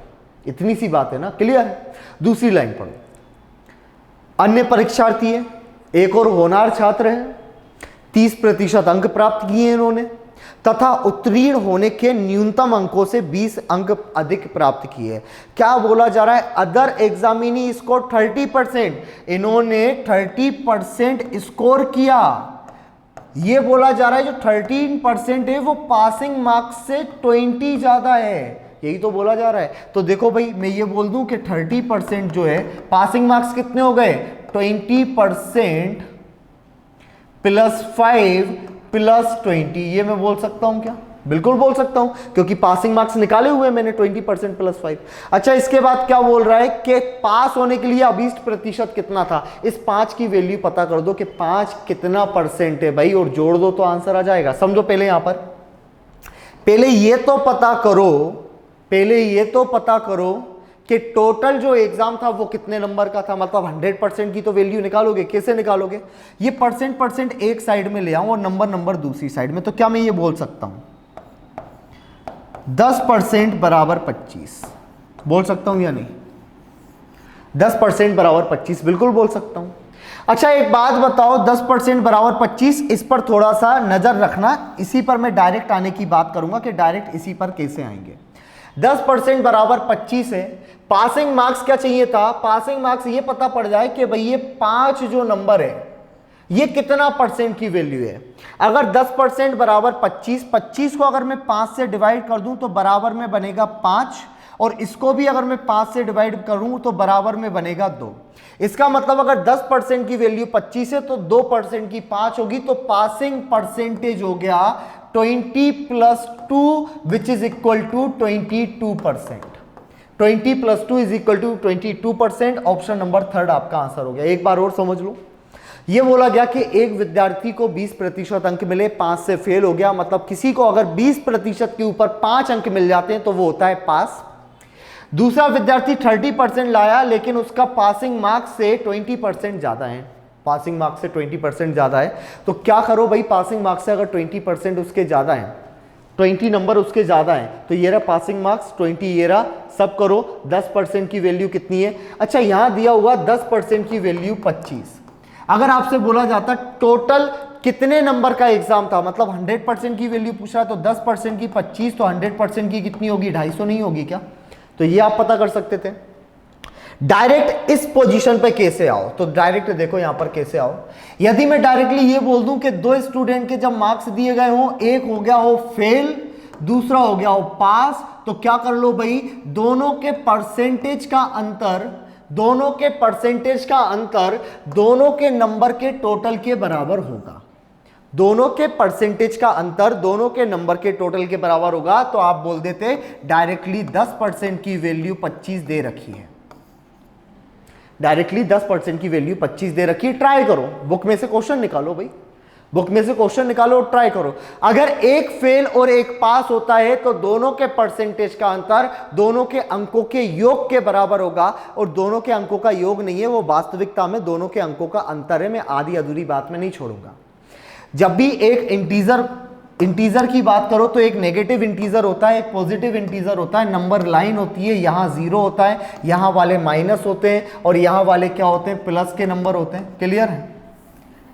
अगर मैं एक नेगेटिव नंबर और एक पॉजिटिव नंबर का डिफरेंस देखूं तो वो डिफरेंस नहीं होगा, वो होगा क्या? एक्चुअल में माइनस माइनस प्लस होके वो हो जाएगा एडिशन, वो हो जाएगा योग। दो अपोजिट चीजों का डिफरेंस हमेशा क्या होता है? योगफल के बराबर होता है। इतनी बात ध्यान रखो। जिसे प्रॉफिट एंड लॉस दोनों एक दूसरे के अपोजिट हैं, और अगर इनका डिफरेंस देखोगे, जैसे 20 का प्रॉफिट है, 20 का लॉस है, दोनों के बीच में डिफरेंस कितना है? 40 रुपए का डिफरेंस है। ऐसे ही पास और फेल ये दोनों के क्या है, अपोजिट हैं। अगर दोनों के अपोजिट हैं तो ये इन दोनों का डिफरेंस ही है। 5 से फेल हुआ मतलब माइनस का 5, 20 ज्यादा मिले मतलब प्लस का 20, दोनों का डिफरेंस कितना हो गया भाई, 25 हो गया। तो इस तरह के क्वेश्चन में डायरेक्टली ट्रिक यहां ध्यान दो कि क्या करना है कि जब इस प्रकार का कोई भी क्वेश्चन हो ना तो आपको करना यह है कि उनके दोनों स्टूडेंट के परसेंटेज का अंतर लो। कितना होगा, 30% माइनस 20%, 10%। और दोनों के नंबरों का भी अंतर लो। अगर पास फेल में है तो वो योग बनेगा, फेल पास में तो योग बनेगा। अगर पास पास अगर दोनों ही पास वाली कंडीशन है तो उनका डिफरेंस ही लेना है। दोनों अगर फेल वाली कंडीशन है तो दोनों का डिफरेंस आएगा। तो 10% की वैल्यू हुई भाई 25, 100% की कितनी होगी 250। अगर पूछा गया हो कि टोटल कितने हैं। अब एक बात बताओ, ये 250 है, विद्यार्थियों को 20% मिले और वे 5 अंकों से क्या हो गया, फेल हो गया, तो पासिंग मार्क्स तो बना ही सकते हो 20% के ऊपर 5। अब ये 5 250 का कितना परसेंट है ये निकालना हो तो ऐसे ही लिखोगे ना, 5 की परसेंटेज वैल्यू 250 से कितनी होगी, ये 0 से 0 गया, ये 5 से 5 बार गया, कितना हो गया 2, तो 20 और 2 कितना हो गया भाई 22%। ये आपका आंसर हो गया। सीधी सी बात है, ऐसे करके आप क्या ला सकते हो, आंसर ला सकते हो। ठीक है भाई, यहां समझ में आ गया। इस वाले क्वेश्चन पर मैं आ जाता हूं, इसको नोट कर लो सबसे पहले बड़ी, और इस पर लिख लेना, ट्रिक लिख लेना, टिप्स लिख लेना, जो भी हो, कहीं पर नहीं दी जाएगी बुक में कि इस तरह का कोई भी प्रश्न आता है तो यहां पर दोनों विद्यार्थियों के प्रतिशत का अंतर बराबर होगा उनके नंबरों के अंतर के। ऐसे करके आप एक प्रतिशत की वैल्यू निकाल सकते हो। टोटल वैल्यू अगर पूछी हो तो 100% की वैल्यू। चलो यहां पर समझते हैं ये क्वेश्चन क्या बोल रहा है। इसको मैं लिख लिख कर सोल्व करूंगा, है ना, डायरेक्टली मैं सोल्व करूंगा। देख लो आप लोग भाई, आप लोग 2 सेकंड का पॉज कर लो, इसका आंसर दो जल्दी से। मैं यहां पर स्टार्ट कर रहा हूं, पॉज के बाद जैसे ही आओगे मैं यहां पर करता हुआ दिखाई दूंगा। चलो क्वेश्चन क्या है कि एक कारखाने में 60% श्रमिक 30 वर्षों से अधिक आयु के हैं। चलो एक कारखाने में 100% तो श्रमिक होंगे, 60% ऐसे हैं, 60% ऐसे हैं जो 30 प्लस हैं, तो 40% ऐसे होंगे जो 30 से कम के होंगे। क्लियर? और उनमें 75% पुरुष है। अच्छा, ये 60 में जो है, 60 का ध्यान रखना, 60 का 75% जो है वो मेल हैं, बची हुई 25% फीमेल होंगी। आपसे बोला जा रहा है यदि 30 वर्षों से अधिक आयु के पुरुष श्रमिकों की संख्या 1350 है, भाई इनकी जो वैल्यू है वो 1350, लेकिन 60 का 75, टोटल का 75 नहीं, तो यहां समझो 60 का 75% मतलब 50% और 25% प्लस करना है। 60 का 50% होगा 30, 15, 45, मतलब इसका 50, 75% 45 हुआ। यहां पर यह बोला जा रहा है कि 45%, यहां बचेंगे 15% फीमेल। 45 टोटल का 45% जो है वो 1350 है, आपसे बोला जा रहा है। तो कारखाने के कुल श्रमिकों की संख्या मतलब 100% की वैल्यू। तो समझो 45 से ये आएगा 3 बार, ये आया 0, 100 का मल्टीप्लाई करूंगा तो आएगा 3000, इसलिए इसका आंसर आ गया 3000। समझ में आ गया, जरा सी बात थी। ठीक है भाई, तो चलते हैं हम अपने अगले प्रश्न पर और देखते हैं कि उसके साथ क्या होना है।